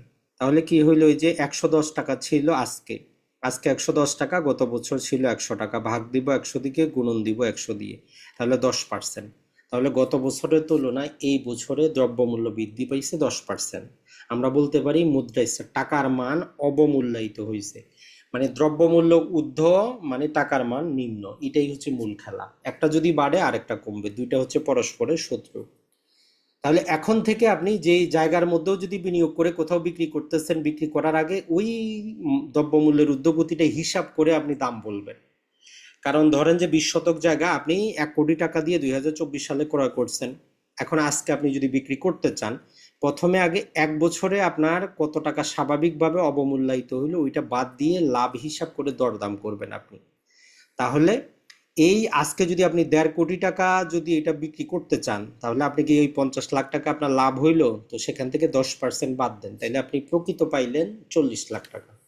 এখন আপনি ওই ক্যালকুলেশনটা আপনার মাথায় এতদিন কিন্তু ছিল না। তাহলে আজকে থেকে যখনই আগামী 1 বছর পরে কোনো কিছু লাভ লস হিসাব করবেন, মাঝখান দিয়ে ওনাকে একটু হিসাব আপনি করবেন। এখন ধরেন যে আপনি যদি সেভিং অ্যাকাউন্টে এই 1 কোটি টাকা রাখে দিতেন, ব্যাংক যদি আপনাকে 6% হিসাবে সেভিং অ্যাকাউন্টে দিত, এফডি আর আপনি নাই করলেন, আমরা 8-10% নাই ধরি, তাহলে এই 6% হিসাবে ব্যাংক আজকে কত দিত? 1 কোটি 6 লাখ থাকতো, 1 কোটি আপনার আর 6 লাখ ব্যাংক দিত।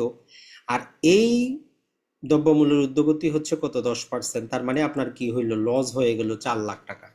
আপনি ব্যাংকে টাকা রেখে আপনার 4 লাখ টাকা লস হয়ে গেল। এইটা কিন্তু চিন্তা করতে হবে। এখন তাহলে আপনি বলবেন যে ভাই আমি করব কি, এই করব কি চিন্তাটা যদি আসে তাইলে আপনি সফল। এখন আপনি ওই যে আমরা যেগুলো দেখাইলাম 8টার মধ্যে কোনো না কোনো যেটা আপনার জন্য সুইটেবল হয়, ধীরে ধীরে আপনি সেদিকে সাস্টেইনেবল ভাবে ধীরে ধীরে আগাইতে হবে। একদিনেই ঝাঁপ দেওয়া যাবে না। আপনার 1 কোটি টাকা আছে, আপনি 10টা জায়গায় ভাগ করে একদিনে ইনভেস্ট করে দিবেন, এই কাজ করা যাবে না। আপনার টাকা আছে, আপনি ধীরে ধীরে আপনি ওই জায়গায় ইনভেস্ট করবেন যেটা রিলেটেড আপনি অন্তত কিছু বুঝেন, যে ওই ব্যবসাটা, স্বর্ণের ব্যবসাটা কিভাবে চলে, জায়গা জমির ব্যবসাটা কিভাবে চলে। একটু বেসিক নলেজ না থাকলে ওইখানে 1 টাকাও আপনি ইনভেস্ট করবেন না। এখন চলে আসি আমরা, প্রথমত আমরা দেখিয়েছিলাম জায়গা জমির ক্ষেত্রে, এবার আর একটু বিস্তারিত দেখার চেষ্টা করি যে আমরা একটা জায়গা জমিতে তে আমরা বললাম যে আপনার লস করবে না, কিন্তু লাভ করতে চাইলে এখানে কিছু ফ্যাক্টর আছে। 1 নম্বর হচ্ছে লোকেশনটা ফ্যাক্টর করে, কোন লোকেশনের জমি, মালিকানাটা একটা বিষয় আছে, জমিটা কোন কাজে ব্যবহৃত হচ্ছে, জমিতে কিছু প্যানিক থাকতে পারে, হুমকি থাকতে পারে, এবং দামও একটা বিষয় আছে। তাইলে এই 5টা জিনিস যদি আপনি বিবেচনা করে যদি আপনি কোনো জমিতে, সেটা যেখানেই হোক বাংলাদেশের, ইনভেস্ট করেন, আপনি একটা যদি বলি আমরা ভালো পরিমাণে লাভ করতে পারবেন। শুধু জমি কিনলেই লাভ হবে না, লাভ করতে হলে এই 5টা জিনিস আপনার মাথায় থাকতে হবে। নাম্বার ওয়ান হচ্ছে লোকেশন। লোকেশন যত ভালো, জমি ক্রয় করতেও আপনার দামটা বেশি লাগবে। একটা জিনিস মনে রাখবেন, বেশি দামে কিনলেই আপনি বেশি দামে বিক্রি করতে পারবেন, কিন্তু যদিও আমাদের স্বাভাবিক থিওরি হচ্ছে যারা ব্যবসা করে বা ব্যবসায়িক কোর্স আছে যে কম দামে কিনবো বেশি দামে বিক্রি করব। তা আপনি আরেকজনকে এত বোকা কেন ভাবতেছেন যে সে প্রকৃত মূল্য ছাড়া আপনার কাছে কম দামে বিক্রি করবে? তাহলে এই যে কম দামে বিক্রি করে বেশি দামে কম দামে ক্রয় করে বেশি দামে বিক্রি করার থিওরিটা হচ্ছে অচল। মানে আপনি আরেকজনকে বোকা ভাবতেছেন যে বিক্রেতা সে কিছু বুঝে না, সে 10 লাখ টাকা জমি আপনাকে 5 লাখ টাকা দিয়ে দিবে। তো এই চিন্তা করা যাবে না। সবাই তার জ্ঞানগতভাবে সবাই কিন্তু অ্যাক্টিভ। তো এই জন্য কাউকে বোকা ভাবার দরকার নেই, কেউ জীবনে বোকা না। তাহলে 10 লাখ টাকার জমি আপনি মার্কেট প্রাইসেই ক্রয় করেন। আমরা এই জায়গা জমিতে কেন আমরা কি করি, আপনাকে বলে যে ভাই 5 দিনেই টাকা দিতে হবে, নাইলে আরেকজন নিয়ে যাবে, আপনি কম দামে পাচ্ছেন। এই কম দামে কথা শুনলে বলবে যে আমি কম দামে নিব না, আমি কারোর থেকে দান খয়রাত নিব না। যেই জিনিসটা প্রকৃত বাজার যে মূল্য আমি সেই মূল্যেই নিব। ওইটাতে আমি ভ্যালু এড করব, ভ্যালু এড করে আমি এটা অধিক দামে বিক্রি করব। এই চিন্তা যদি আপনার কাছে থাকে, কোনো রিয়েল এস্টেট কোম্পানি কোনো ব্যক্তি জায়গা জমির ক্ষেত্রে আপনাকে প্রতারিত করতে পারবে না। কিন্তু 100-র মধ্যে 90% আমাদের গত প্রায় 8 বছরের অভিজ্ঞতায় বলতে পারি লোভেই তারা কি হয় যে সে কম দামে পাচ্ছে তাই দ্রুত তাৎক্ষণিক কোনো কিছু চিন্তা ভাবনা না করেই সে ক্রয় করে ফেলে, বিনিয়োগ করে ফেলে, পরে দেখা যায় যে এখানে সমস্যা। তাহলে আজকে থেকে চিন্তা করবেন শুধু জায়গা জমি না, এই যে বিভিন্ন দোকানে সুপার মার্কেটে বিভিন্ন জায়গায় আপনাকে 50% ডিসকাউন্ট দিচ্ছে, আপনার দরকার নাই তাও আপনি জিনিসটা কিনতেছেন। চিন্তা করবেন যে আপনি অফারে কোনো কিছুই কিনবেন না যদি আপনার না লাগে। আপনার প্রয়োজন হইলে আপনি প্রয়োজনে অধিক ইনভেস্ট করে অধিক টাকা দিয়ে কিনবেন। মানে যেই জিনিসটা আপনার প্রয়োজন নাই ওইটা যদি কেউ আপনাকে ফ্রিতে দেয় তারপরেও চিন্তা করবেন যে অযথা আমি আমার বার্ডেনটা কেন নিব। এইটা চিন্তা করবেন যে আপনার যদি প্রয়োজন হয় আপনি অবশ্যই কিনবেন, প্রয়োজন নাই কেউ ফ্রিতে দিলেও নিবেন না। যদিও আমাদের আছে যে বাঙালি ফ্রিতে আলকাতরাও খায়, খাওয়া যাবে না। যত ভালো জিনিসই হোক আপনার লাগবে না, আপনি ফ্রিতে দিলেও নিবেন না, এটা মাথায় রাখবেন। তাহলে মানসিকভাবে আপনি প্রস্তুত থাকতে পারবেন, সম্পত্তি ক্রয় করার ক্ষেত্রে প্রতারিত হবেন না। এখন লোকেশনের ক্ষেত্রে আসি। দেখেন এইটা একটা রাস্তা, এটা আমরা সবাই বুঝি, রাস্তার পাশে জমি, দাম বাড়বে দ্রুত। তাহলে এই যে ধরেন যে এইখানে পিছনে এই জমিটা যদি আপনাকে, এখন ধরেন যে সামনের জমিটার দাম চলতেছে 1 লাখ টাকা শতক। এখন পিছনের বলে এটা বলতেছে যে ভাই আমার জমিটা 50,000 টাকা শতক, আপনি নিয়ে নেন। আপনি চিন্তা করতেছেন সামনেরটা 1 লাখ পিছনেরটা 50, তাহলে আমি 50% ডিসকাউন্টে পাচ্ছি, আমি নিয়ে নেই। কিন্তু আপনি এইটাকে চিন্তা করতে হবে যে এই জমিটা আপনি যদি কোনোভাবে রাস্তা বের করতে না পারেন আগামী 10 বছরেও এটা আরো 100% অবমূল্যায়িত হবে, এটা কখনোই উপরের দিকে যাবে না। তার মানে হচ্ছে কি, যেই জিনিসটা আপনি যদি কোনোভাবে যদি আশেপাশে দেখেন যে হ্যাঁ আমি এটাতে কি করতে পারবো, একটা ভ্যালু অ্যাড করতে পারবো, এটাকে বলা হয় যে ভ্যালু অ্যাড করা। যদি আপনি কোনোভাবে এটাতে ভ্যালু অ্যাড করতে পারেন, প্রয়োজনে এই সাইটে চিকন করে যদি আপনি এখান থেকে মালিকের কাছ থেকে কিছু জমি ক্রয় করতে পারবেন অল্প 2-3 শতক, যাতে আপনি একটা রাস্তা তৈরি করতে পারেন, তাহলেই নিবেন। যদি দেখেন যে না এই এলাকায় সম্ভব না, তাহলে যদি পানির দামেও দেয় আপনার নেওয়ার দরকার নাই। এখানে আপনি লাভ করতে পারবেন না, কারণ এখানে আপনি ক্রেতা পাবেন না। যে কোনো জিনিসের দাম নির্ধারণ করে ডিমান্ড এবং সাপ্লাই এর উপর। কারণ যখন আপনি ক্রেতা পাবেন না, আপনার 10 লাখ টাকার জিনিস কেউ 5 লাখ টাকাও নিবে না। এইটা মাথায় রাখবেন। তাহলে জায়গা জমির ক্ষেত্রে লোকেশনটা ম্যাটার করে, লোকেশন দেখে আপনি ক্রয় করবেন। এখন আসি এই উদাহরণে, ধরেন যে এটা টোটালটা আপনার একটা রাস্তা, এখন এই সামনের জমিটা আপনি যদি বিক্রি করে আপনি নিবেন, কোনো সমস্যা নেই, বাজার ভ্যালু যতই হোক বাজার ভ্যালু দিয়ে আপনি এটা নিতে পারেন, কোনো সমস্যা নেই। এটা আপনি নিয়ে দুই রকমের ভাবে আপনি বেনিফিট হইতে পারেন। একটা হচ্ছে এটাতে আপনি কিছু ভ্যালু অ্যাড করলেন, ভ্যালু অ্যাড করা মানে আপনি চতুর্দিকে একটু ওয়াল দিলেন, যদি নিচু থাকে একটু সেখানে সমতল করলেন, প্রয়োজনে সেখানে একটু টিনের দোকানপাট কিছু দিলেন, সামান্য কিছু ভ্যালু অ্যাড করলেন, দেখবেন যে আপনার ওইটা 10 গুণ আপনাকে বেনিফিট দিচ্ছে। পাশাপাশি পিছনের যে জমিগুলো আছে, ওই পিছনের জমিটা কিন্তু এখন আপনার উপর নির্ভরশীল যদি তারা বিক্রি করতে চায়। পিছনে যারা আছে এরা এখন আপনার উপর নির্ভরশীল। এখন যদি মার্কেট ভ্যালু 1 লাখ টাকা চলে, আপনি বাইরের লোক জীবনেও এটা 1 লাখ দিয়ে নিবে না। এখন সেটা কিন্তু আপনি আপনার সুবিধা মতো করে আপনি সেটার উপর নিয়ে দুইটাকে একসাথে করে আপনি আপনার মতো করে লাভবান হইতে পারেন। সামনেটা আপনি একটু বেশি দামে নিচ্ছেন, পিছনেরটা পান বা না পান কোনো সমস্যা নেই। যদি পান তাহলে আপনি ওই বিনিয়োগ থেকে ডবল লাভ করতে পারবেন। এখন আসি আমরা বাণিজ্যিকের ক্ষেত্রে। মনে রাখবেন, বাণিজ্যিক জমির ক্ষেত্রে যেইখানে আপনার সংযোগ যত বেশি, জমির তত দাম আপনাকে দিবে। ধরলাম যে এটা আমরা একটা চৌরাস্তা হিসাব করলাম, এই জমিগুলাতে যত রাস্তার সংযোগ বেশি পাবেন, মনে করবেন যে আপনি জীবনের সিঁড়িগুলা তত পাইছেন। এখানে আপনি জমি জমি পান, দাম যতই হোক। যেমন আজকের বাজারে ধরেন যে আপনার মতে 20 লাখ টাকা চলতেছে, ধরলাম যে 1 শতক। এখন আপনি চিন্তা করতেছেন 20 লাখে নিব, আপনি 20 নাই, সেটা 22 লাখ টাকা দিয়ে নিয়ে নেন, কোনো সমস্যা নাই। 2 বছর পরে দেখবেন যে সেটা আপনাকে 40 লাখ দিচ্ছে। ওই জন্য লোকেশন ম্যাটার করে, ডিমান্ড। আপনাকে চিন্তা করতে হবে যে এটা অন্যরা নিবে কিনা। আপনি যে নিচ্ছেন, আপনার জায়গায় আরেকজনকে চিন্তা করেন যে উনি নিবে কিনা। যদি নেয় তাহলে আপনিও নেন, যদি চিন্তা করেন যে উনি নিবে না তাহলে আপনারও নেওয়ার দরকার নেই। তাহলে বাণিজ্যিক জমি অবশ্যই অবশ্যই লোকেশন ছাড়া ক্রয় করা যাবে না, তাহলে লস হবে আপনার জন্য। এখন আসি জায়গা জমির ক্ষেত্রে। আমরা যেটা আপনাদেরকে পড়িয়েছি, মালিকানাটা ম্যাটার করে। কারণ আপনার যদি সম্পত্তির কাগজপাতি ঠিক না থাকে, দেখবেন যে মামলা হবে, মারামারি হবে, নিজের মানসিক শান্তি যাবে, আদালতে আদালতের পিছনে দৌড়াইতে হবে, আইনজীবীকে প্রতি মাসে টাকা দিতে হবে, এটাতে আপনার জীবন মানেই শেষ। তো এই জন্য আগে কাগজগতভাবে আপনি দেখবেন যে লিগালি আপনার ওই জিনিসটা ঠিক আছে কিনা। তো প্রতিটা বিষয় তো আর মানুষের এক্সপার্ট হওয়া সম্ভব না, এটা মানুষের একটা দুর্বলতা। আমি হয়তো এই জিনিসটা ভালো জানি, ফাইন্যান্স জানি না, ফাইন্যান্স ভালো জানি, আইন জানি না, আইন ভালো জানি, হয়তো অ্যাকাউন্টিং জানি না। তো এই জন্য যে ওই বিষয়টা সম্পর্কে জানে, তার কাছে প্রয়োজনে আপনি কিছু টাকা পয়সা খরচ করে, শুধু এইভাবে বলবেন না যে ঠিক আছে কিনা, তাকে বলবেন যে ভাই গত 100 বছরে এটার 100% মালিকানার চেইনটা আমাকে বানায়া দেন, 10,000 টাকা আপনি নেন, সমস্যা নেই। তাহলে কাউকে আজকে থেকে আপনি গিয়ে বলবেন না যে ভাই দেখেন কাগজপাতি ঠিক আছে কিনা, আপনার এইরকম বলার দরকার নেই। বলবেন ভাই গত 100 বছরে জমিটার মালিকানার ইতিহাস কি কি দলিলপত্র আছে, আমাকে একটা ধারাবাহিক চেইন বানিয়ে দেন, আপনার ফি কত নেন। এখন সে ওইটা করতে গিয়ে যদি কাগজপাতিতে ডাউট থাকে, সমস্যা থাকে, আপনাকে বলবে। কিন্তু আমার 100-র মধ্যে 90 জন গিয়ে আমরা বলি যে উকিল সাহেব, আমরা দলিল লেখক ভাই দেখেন এটা ঠিক আছে কিনা, এখন সে বলে যে ঠিক আছে নিতে পারেন। না, এরকম করা যাবে না। আপনি টাকা দিচ্ছেন, প্রয়োজনে ফ্রিতে উপদেশ নেওয়ার দরকার নেই, আপনি তাকে 500 হোক 1000 হোক টাকা দিবেন, এবং তার কাছ থেকে আপনি চেইনটা নিয়ে নিবেন যে এটা কিভাবে হয়েছে, এটা ঠিক আছে কিনা, কার কাছ থেকে কিভাবে আসলো। তাইলে আপনার কিচ্ছু জানার দরকার নেই, আপনার টাকা আছে, আপনার সিএস খতিয়ান কাকে বলে, এস এ খতিয়ান কাকে বলে আপনার দেখারও দরকার নেই। আপনি কোনো ব্যবসা পাতি করেন, এগুলোর দিকে আপনার দরকার নেই। আপনি জাস্ট যে জানে বলবেন যে ভাই গত 100 বছরে আমার এই জমিটার ক্লিন চেইনটা আপনি বের করে দেন, 10,000 টাকা লাগে নেন।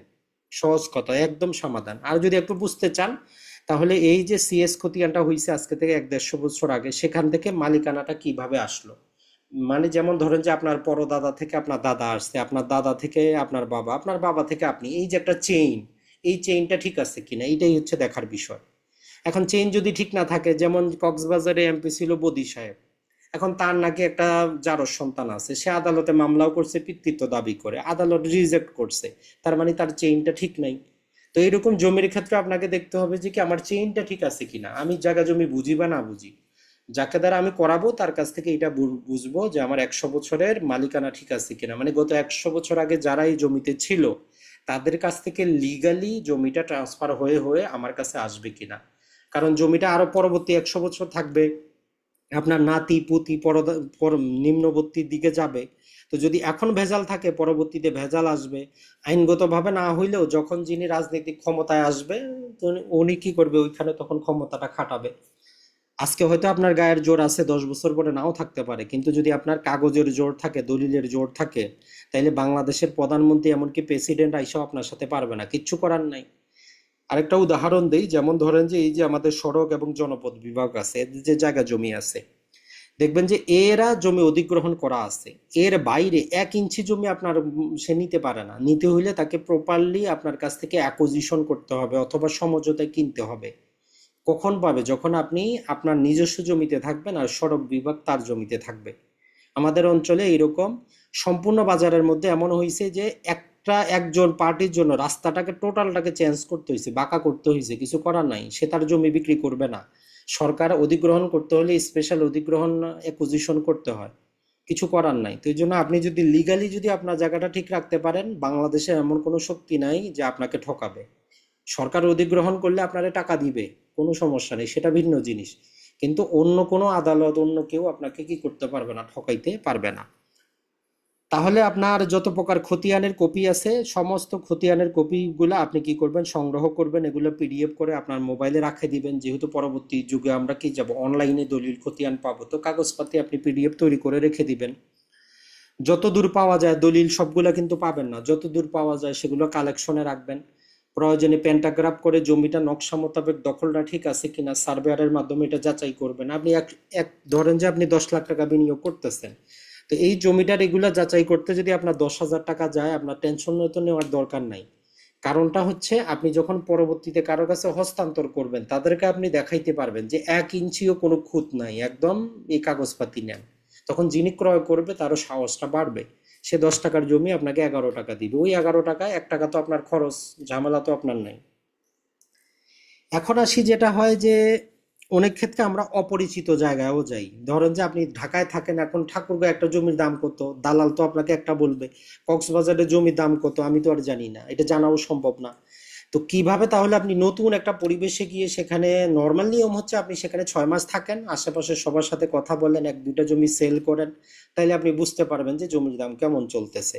না হলে আপনার পরিচিত একজন একরকম বলবে, দালাল একরকম বলবে, সাব রেজিস্ট্রেশন অফিসে একরকমের হিসাবপাতি পাবেন। তো এগুলো কিভাবে কম্বাইন করবেন সেটাও আমরা দেখার চেষ্টা করব। আর ওই জমিটার মৌজা রেট, সরকারি রেটের জমির দাম কত আছে এটাও একটু জানার চেষ্টা করবেন। এরপরে গত 25 বছরে, যেহেতু আমাদের দলিলে 25 বছরের সর্বনিম্ন মালিকানা দেওয়া বাধ্যতামূলক, এটা না থাকলে দলিল করা যায় না। তাই এই গত 25 বছরের মধ্যে ওই সম্পত্তিটা কারো কাছে বিক্রি, হেবা, দান, বন্ধ কেউ গোপনে করছে কিনা, এটা জানার উপায় হচ্ছে দলিল তল্লাশি করা। নর্মালি এটার জন্য যারা ব্যাংক থেকে লোন নেন এদেরকে এনইসি সার্টিফিকেট বলে একটা হয়, একটা নির্দয়ী সনদ নিতে হয়। যদিও সাব রেজিস্ট্রারদের দায়িত্ব হচ্ছে সরকারি 3টা ব্যাংকের জন্য দেওয়া, তবে টাকা পয়সা দিলে তারা যাচাই করে সিল দিয়ে দেয়।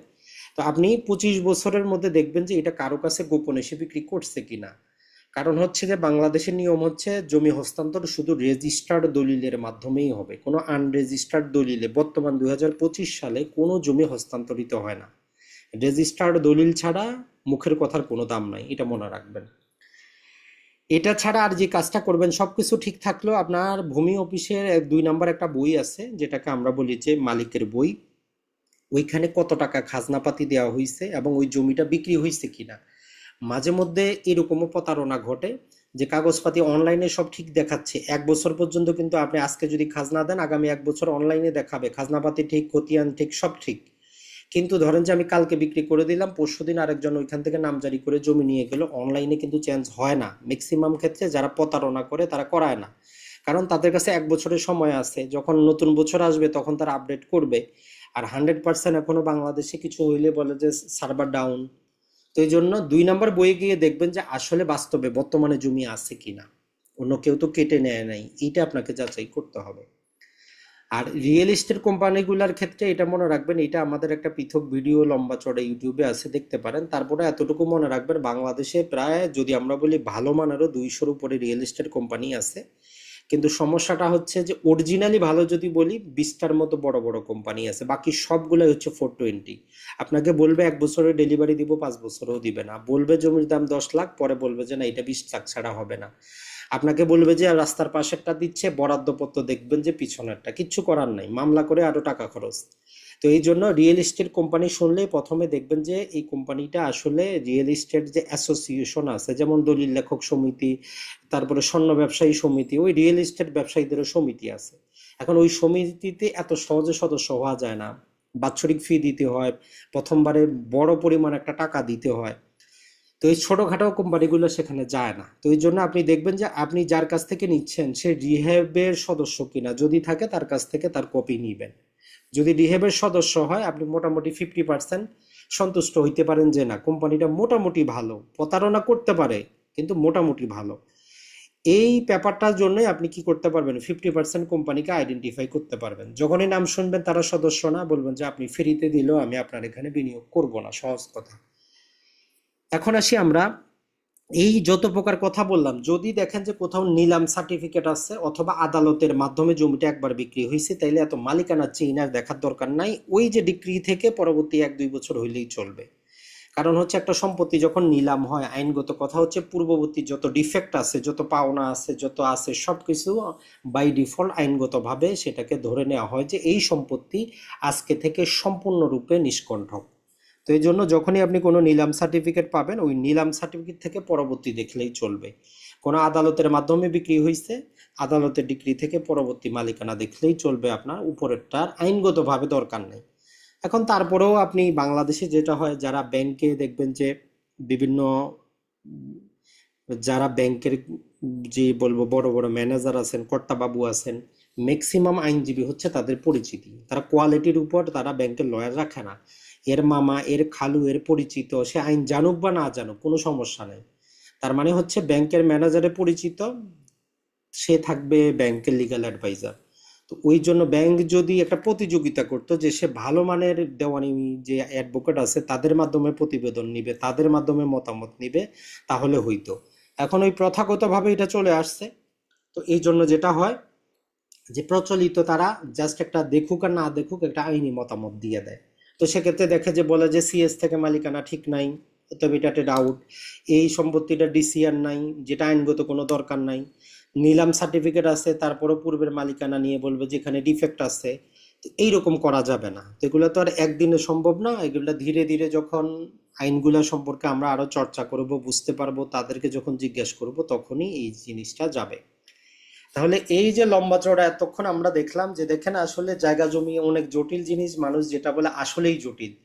এখন একজন সাধারণ ব্যক্তি হিসেবে এত কিছু নিজে জেনে বুঝে জমি কেনা খুব টাফ ব্যাপার। তো এই জন্য বলবো যদি টাকা থাকে, যাকে দায়িত্ব দিবেন তার কাছ থেকে পেপার বুঝে নেবেন, যে গত 100 বছরের যত ডকুমেন্ট আছে ধারাবাহিকভাবে মালিকানাটা ফিক্স করে ওর বিপরীতে কি এভিডেন্স আছে সবকিছু করে পিডিএফ করে ফটোকপি করে যাতে আগে আপনার কাছে দেয়। প্রয়োজনে সে 20,000 টাকা আপনার কাছ থেকে নেক, তাহলে আপনি শান্তিতে থাকতে পারবেন। আর শুধু কাগজ দেখাবেন যে উকিল সাহেব ঠিক আছে কিনা, দলিল লেখক ঠিক আছে কিনা, দরকার নাই, এটা আপনার লস। কারণ ঠিক না থাকলেও সে বলবে যে সমস্যা নাই, নিতে পারেন, এরকম আপনার দরকার নেই। যার যদি সমস্যা থাকে সে যাতে আপনাকে বলে দেয় যে এই ডিফেক্টটা আছে, কিন্তু আপনি নিতে পারেন, এখানে কোনো সমস্যা হবে না, এইরকম আপনি লিখিত নিয়ে নেবেন। কারণ আপনি টাকা পরিশোধ করবেন, আপনি তার কাছ থেকে লিখিত নেবেন। তাহলে যেটা পরবর্তীতে সমস্যা হইলে আপনি আরেকজনের সাথে পরামর্শ করতে পারেন যে এই ব্যক্তি যে মতামতটা দিল এটা কি আসলে ঠিক আছে কিনা। কিন্তু মৌখিকভাবে বললে তো আর লাভ হবে না।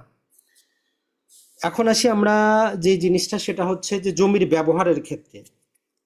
যে আমরা একটা জমি ক্রয় করার ক্ষেত্রে আমরা বললাম, এখন ব্যবহারের ক্ষেত্রে আপনাকে কিছু দেখতে হবে। এখন কৃষিকাজে ব্যবহারের যোগ্য জমি যদি আপনি ক্রয় করেন, এটার দাম বাড়বে কম, কৃষি জমির দাম কম বাড়ে, এটা মাথায় রাখতে হবে। তবে একটা প্লাস পয়েন্ট হচ্ছে আপনি বাৎসরিক একটা কৃষি আয় পাবেন। এখন সেটা আপনার উপর নির্ভর করে, আপনি 20 বিঘা জমি ক্রয় করে সেখান থেকে প্রতি মাসে বা বছরে আপনার মতো করে ইনকাম পাইতে পারেন। ধীরে ধীরে দাম বাড়বে, কিছু আপনি বেনিফিট পাইলেন। বাণিজ্যিক জমিতে যেটা হয় আপনাকে বেশি দামে কিনতে হয়, কিন্তু বেশি আপনাকে কি করে মুনাফাটা দেয়। আপনি 10 লক্ষ ক্রয় করছেন, এটা আপনাকে 30 লক্ষ দিবে। কৃষি জমি 5 লক্ষ ক্রয় করছেন, 6 লক্ষই দিবে। এখন চিন্তাধারা আপনার, আপনি বেশি দামে যদি ক্রয় করেন বেশি করতে পারবেন। আরেকটা কথা হচ্ছে বাণিজ্যিক জমিতেও আপনি ভাড়া পাবেন। যদি আপনি দোকান ক্রয় করেন, যদি আপনি বাণিজ্যিক কোনো স্পেস ক্রয় করেন, দুই জায়গা থেকেই কিন্তু তার মানে হচ্ছে বেশি দাম মানে যে ক্ষতি এমন না, বেশি দামে বেশি লাভও হয়। তো সেটা অবস্থার উপর নির্ভর করবে। আর বাংলাদেশে যেহেতু বর্তমানে শিল্প ক্ষেত্রটা অনেক বৃদ্ধি পাচ্ছে, অনেক জায়গায় আপনি কি করতে পারেন, বিশাল পরিমাণ জায়গা শিল্প কাজের জন্য বিভিন্ন কোম্পানিকে আপনি লিজ দিতে পারেন। বিক্রি করবেন না আপনি, আপনার 10 বিঘা জমি আছে, কোম্পানি ফ্যাক্টরি বসাবে, আপনি তাদেরকে লিজ দিবেন। 25 বছরের লিজ দিবেন, 30 বছরের লিজ দিবেন, এককালীন আপনি তার কাছ থেকে ধরেন যে 30 বছরের মধ্যে 15 বছরের টাকাটা একসাথে পেয়ে যাবেন। পাশাপাশি প্রতি বছর আমরা আপনাদেরকে যেটা শিখাইলাম যে একটা দ্রব্যমূল্যের ঊর্ধ্বগতি আছে, প্রতি বছর আপনার লিজ দিতে অ্যাটলিস্ট সেখান থেকে 3% বেশি, মানে 8 যদি 8.5 যদি আমরা দেই, 11.5% করে ভাড়া বৃদ্ধি পাবে। আপনি যদি আজকে 1 লাখ টাকা করে ভাড়া চিন্তা করেন, ওই ডিডে আপনি অংশগ্রহণ যে প্রতি বছর 11% করে ভাড়া বৃদ্ধি পাবে। পোষাইলে করেন, না পোষাইলে নেই, তারা করতে বাধ্য, তারা সবই জানে। এখন ওইটা তো আমরা বুঝি না। আমরা চিন্তা করি 1 লাখ টাকা আজকে পাচ্ছি, 20 বছর পরে ওই 1 লাখ টাকা দাম হচ্ছে 50,000 টাকা। আপনি লিজ করছেন 30 বছরের। ঢাকা শহরে এমনও জায়গা আছে এখনো 1 টাকা লিজ মানি দেয়, 1 টাকা, কিছুই করার নাই, ওই লিজ ডিটে তাদের ওই শর্তটা তারা দেয় নাই। বলতেছে যে প্রতি যে তারা সেলামি বলে, 1 টাকা সেলামি। তো তখন আজ থেকে 50 বছর আগে 1 টাকা দাম ছিল, আজকে তো আর দাম নাই। আর ওই লিজটা হচ্ছে চিরস্থায়ী লিজ। তো এরকম লিজ দিবেন আপনি, তবে কন্ডিশন গুলা দিবেন যে প্রতি বছর বছর এত পার্সেন্ট করে ভাড়া বৃদ্ধি পাবে। এখন আপনার খুশি, নিলে নেন, না নিলে নাই। তাহলে বাণিজ্যিক বা শিল্প খাতের গুলাতে আপনার মূল্য বৃদ্ধি পাবে, এককালীন আপনি বড় একটা টাকা পাবেন, এটা অন্য জায়গায় আপনি বিনিয়োগ করতে পারবেন, এটা আপনার সুবিধা আছে। আর তার মানে হচ্ছে দাম, আপনার যে জিনিসটা বাড়বে শিল্প কাজের দামটা ও বাণিজ্যিকের মতো অতটা বাড়ে না বাস্তবে। বাণিজ্যিক জমির দাম যেভাবে বাড়বে, শিল্প কাজে যেটা আপনি ব্যবহার করতেছেন অতটা কিন্তু বাড়বে না। আর এখানে হচ্ছে যে আসলে আপনার বড় বিনিয়োগ প্রয়োজন, এককালীন আপনি বড় টাকা পান। এখন আপনাকে সিদ্ধান্ত নিতে হবে আপনি কোথায় বিনিয়োগটা করবেন, কৃষিতে করবেন, বাণিজ্যিকে করবেন, না শিল্প ক্ষেত্রে করবেন, সেটা আপনার খুশি, যেটা আপনার জন্য সুইটেবল হয়। আপনি থাকেন গ্রামে, আপনি বাণিজ্যিক অথবা শিল্প জমি পাবেন কোথায়? তাইলে আপনি গ্রামের কৃষি জমিটাই দেখতে হবে, যে ওই কৃষি জমিটাতে আমি কিভাবে এটার উন্নয়ন ঘটাইতে পারি, উন্নয়ন ঘটাই এটাকে আমি বাণিজ্যিক করতে পারি। তাহলে কৃষি জমিকে আপনি বাণিজ্যিক করবেন যদি আপনি গ্রামে থাকেন, তাহলে আপনি ওই বাণিজ্যিকের মতো বেনিফিটটা পাবেন। এখন আসি আমরা হুমকিটা কি। এই যে বিনিয়োগটা আমরা করলাম, এটার মধ্যে হুমকিও তো অবশ্যই আছে। হুমকির মধ্যে যদি দেখি যে আপনি ফ্ল্যাট কিনলেন, কি হইলো? ভূমিকম্প হইলো, আগুন লাগলো, ধ্বংস হয়ে গেল, আপনি জিরো, কিছুই করার নাই। জমি কিনলেন, নদীর আশেপাশে কিনলেন, ভাঙন হইলো, নদীতে চলে গেল, আপনার লস। জমি কিনলেন, আপনি টার্গেট করে ক্রয় করছেন, কিন্তু সরকার অধিগ্রহণ করলো। এখন অধিগ্রহণে যদিও আমরা চিন্তা করি যে 3 গুণ টাকা দেয়, কিন্তু কথা হচ্ছে যে আপনার জমিটার অবস্থার উপর ভিত্তি করে, আপনার জমিটা যদি বাণিজ্যিক জায়গা হয় যেটা প্রতি বছরই বাড়বে 10 গুণ, তো সরকার আপনাকে 3 গুণ দিলে তো আপনার লস। আমরা হয়তো স্বাভাবিকভাবে চিন্তা করি যে 1 লাখ টাকা জমি আমি 3 লাখ টাকা পাচ্ছি, না, এটা আপনার লস। আপনার যদি ভিতরের জমি হইতো যেগুলো কেউ নিবে না, যেটা দাম বাড়বে না, সরকার 3 লাখ দিত, ঠিক ছিল। আর সরকার যে জমিগুলা নেয় ম্যাক্সিমামই দেখা যায় যে হয়তো 20 ফিট রাস্তা আছে, দুই দিক থেকে আরো তারা নিচ্ছে, অথবা নতুন করে আপনার ভালো জায়গাটা নিচ্ছে। তাহলে এটা নির্ভর করবে, যদি যেই জায়গার দাম বাড়ে ওটা যদি অধিগ্রহণ হয় আপনার ক্ষতি, যেই জায়গার দাম বাড়বে না ওইটা অধিগ্রহণ হইলে আপনার লাভ। তাহলে চিন্তা ভাবনাটা আপনাকে দুই ভাবে করতে হবে, যে আমার 1 লাখে 3 লাখ দিচ্ছে, এটা লাভ কখন আর ক্ষতি কখন। যদি এখন আপনার কিছু করার নাই, সরকার, বাংলাদেশে আইন হচ্ছে সরকার যেই কোনো সম্পত্তিকে অধিগ্রহণ করতে পারে, সরকার আইন করে, জেলা প্রশাসক গেজেট করে যে কোনো সম্পত্তি অধিগ্রহণ করতে পারে, কিছু আপনার করার নাই। তো তখন আপনাকে চিন্তা করতে হবে যে আমি যেইখানে লাভবান হইতাম, তাহলে আমাকে এমন জায়গায় বিনিয়োগ করতে হবে, অবশ্যই আরো বাণিজ্যিক জায়গায়। আমি এক বাণিজ্যিক জায়গা থেকে আরেক বাণিজ্যিক জায়গায় যাব। এখন আপনি যদি ওই বাণিজ্যিক জায়গার সমস্ত টাকা পয়সা যেগুলো 20-30 লাখ 50 লাখ পাইছেন সব কৃষি জমি ক্রয় করে রাখেন, আপনি যেই পরিমাণ গ্রোথ হইতো ওইটা আপনার হবে না। তাইলে আপনি যে প্যাসিভ ইনকাম আনবেন, আনার জন্য আগে তো আপনার থিওরিগুলা বুঝতে হবে। এটার জন্য আপনি নিজেকে নিজে প্রশ্ন করবেন, কোনো বই আপনাকে শিখাবে না, কেউ আপনাকে শিখায় দিবে না, কারণ অবস্থাটা সবার ভিন্ন। আপনি এক পরিবেশে বড় হয়েছেন, আমি এক পরিবেশে বড় হয়েছি। তো এই জন্য যেইটা যার জায়গায় যেটা খাটবে সেই অনুযায়ী করবেন। এখন আসি যে অপরিচিত জায়গায় আপনি বাজার ভ্যালু কিভাবে করবেন, যেখানে দালাল বলবে যে ভাই এখানে তো 20 লাখ টাকা পাশেরটা বিক্রি হয়েছে, এটা তো 2 বছর আগে বিক্রি হয়েছে, এখন তো 25 লাখ যাবেই। তো মানসিকভাবে আপনি ধরেই নেন এই জমি সর্বনিম্ন 20-এর কমে আসবে না। তার মানে প্রথমটা আপনি ধরা খাইয়ে গেলেন। দেখবেন যে যারা অভিজ্ঞতা আছে বাস্তবে বলবে যে ভাই 20 লাখ পাশেরটা বিক্রি হয়েছে 6 মাস আগে। তার মানে আপনারে বুঝাই দিল যে এই জমি 20-এর কমে বিক্রি হবে না, যা দাম বলবেন 20-এর উপরে বলবেন। এখন আসি, প্রথমে আপনি যে কাজটা করবেন সেটা হচ্ছে ওই অঞ্চলের মৌজা রেট চেক করবেন, অনলাইনেও পাওয়া যায়, অথবা সাব রেজিস্ট্রেশন অফিসে খোঁজ নিলে সরকারি দামটা আগে আপনি জানার চেষ্টা করবেন, যদিও সেটা প্রকৃত দাম না, কিন্তু জানার চেষ্টা করবেন। ধরলাম যে একটা এলাকার সম্পত্তির দাম হচ্ছে প্রতি শতক 50,000 টাকা, সরকারি ভ্যালু দেওয়া আছে, এইটাকে আপনি মাথায় নেবেন। এরপরে আশেপাশে জমির দামটা যেটা আমরা বললাম, ওই যে যার সাথেই যাবেন, আত্মীয় স্বজন হোক আর পাড়া প্রতিবেশী হোক, দোকানদার হোক আর আপনার ওই যে এজেন্ট হোক, দালাল হোক, সে তো একটা দাম বলবে। ধরলাম যে সে আপনারে বললো 80,000 টাকা করে এখানে শতক চলতেছে, তো দুইটা আপনি ভ্যালু পাইলেন। এখন আপনার নিজের থিওরি আপনাকে লাগাইতে হবে, যে যেই জমিটা আপনি করতে চাচ্ছেন এটার কি আশেপাশে রাস্তা আছে, এটাকে যোগাযোগটা ভালো, এটাকে আমি বাণিজ্যিক করতে পারবো, এটা কি বাণিজ্যিক হবে, জমিটা কি সামনের অংশ কিনা। এই তিনটা যদি ইয়েস আপনার হয়, যে এটা আমি বাণিজ্যিক করতে পারবো, রাস্তা আছে, সামনের অংশ, তাহলে আপনি ওই যে মৌজা রেটের 10 গুণ পর্যন্ত বাজার ভ্যালু করতে পারেন, এটাতে কোনো সমস্যা নেই। আর ওই প্রকৃত দাম তার ওইটা। শেয়ার বাজারে যারা বিনিয়োগ করেন এটাকে বলে যে ইন্ট্রিনসিক ভ্যালুটা কত, ধরেন যে একটা শেয়ার আজকে চলতেছে 2,000 টাকা, তো ক্যালকুলেশনে বলা যায় যে এই কোম্পানিটার শেয়ারটার প্রকৃত দাম মাত্র 1,500 টাকা, 500 টাকা মানুষ বেশি দিচ্ছে। এখন ওইটা দেওয়ার নানা কারণ থাকতে পারে। তাহলে যেইটা আপনি 50,000 টাকা মৌজা রেট পাইছেন, ওইটারে আপনি কি করতে পারেন, 5 গুণ পর্যন্ত বাড়াই দিতে পারেন। তার মানে 2.5 লক্ষ টাকা আপনি ওই জমিটার শতক নিতে পারেন, আপনি কোনো অংশে ঠকবেন না। তাহলে এটা আপনি বের করলেন কিভাবে, দুইটা ক্যালকুলেশনের মাধ্যমে। আবার একই ক্ষেত্রে দেখেন যে যদি দেখেন যে না, জমিটা আপনার বাণিজ্যিক হবে না, সারা জীবন কৃষিই থাকবে, সামনের অংশটা পাচ্ছেন কিন্তু কৃষিই থাকবে, এটা বাণিজ্যিক করা সম্ভব না, রাস্তা করাটাও সম্ভব না, এখানে কোনোভাবেই সম্ভব না। তাহলে ম্যাক্সিমাম মৌজা রেটের আপনি 3 গুণ পরিমাণ বাড়াইতে পারেন, মানে 1.5 লক্ষ টাকা আপনি ওইটাতে নিতে পারেন।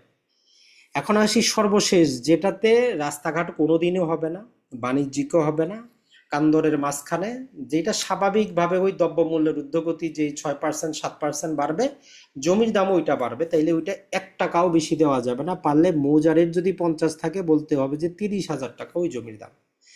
তাহলে একটাই জিনিস, মৌজা রেট আপনি কখন গুণ করবেন, কখন সমান রাখবেন, কখন আসবে, এটা নির্ভর করবে ওই জমিটা কোথায়, লোকেশনটার উপরে। এটা আপনি বাংলাদেশে এমন জায়গায়ও যান যেখানে কোনোদিন যান নাই, কারোর সাথে কথা বলেন নাই, তাদের কাছ থেকে আপনি এই ভ্যালুটা বের করে 6 মাস পরে আপনি তখন নিজে ক্যালকুলেশন করবেন যে হ্যাঁ আপনার ক্যালকুলেশন 100তে 100 সঠিক, আর আপনি ঠকবেন না। এই থিওরিটা আপনি কাজে লাগাইতে পারেন, আপনি দেখতে পারেন যে কেমন হয়।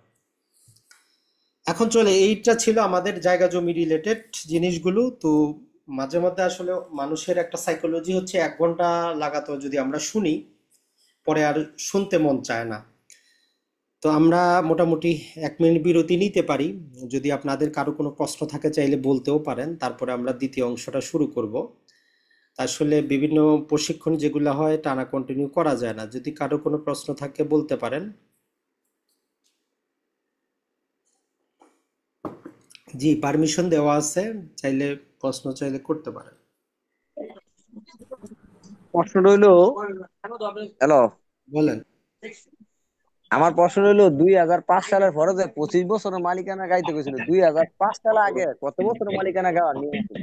ভাই, কথাটা বুঝেন, মালিকানা নিয়েও আছে, এত কিছু বিনিয়োগ করলাম, আপনার এখনো মালিকানাই ঠিক হয় না, টাকা আছে মানুষ করে দিবে, বুঝছেন না নাই?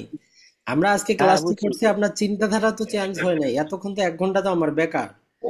আপনার হ্যাঁ, আমার কথাটা বুঝেন, আমরা আজকে কি বুঝাইলাম, আপনি সব ব্যাপারে এক্সপার্ট হইতে পারবেন না, সব ব্যাপার আপনার মাথায় ঢুকবে না, তাই না?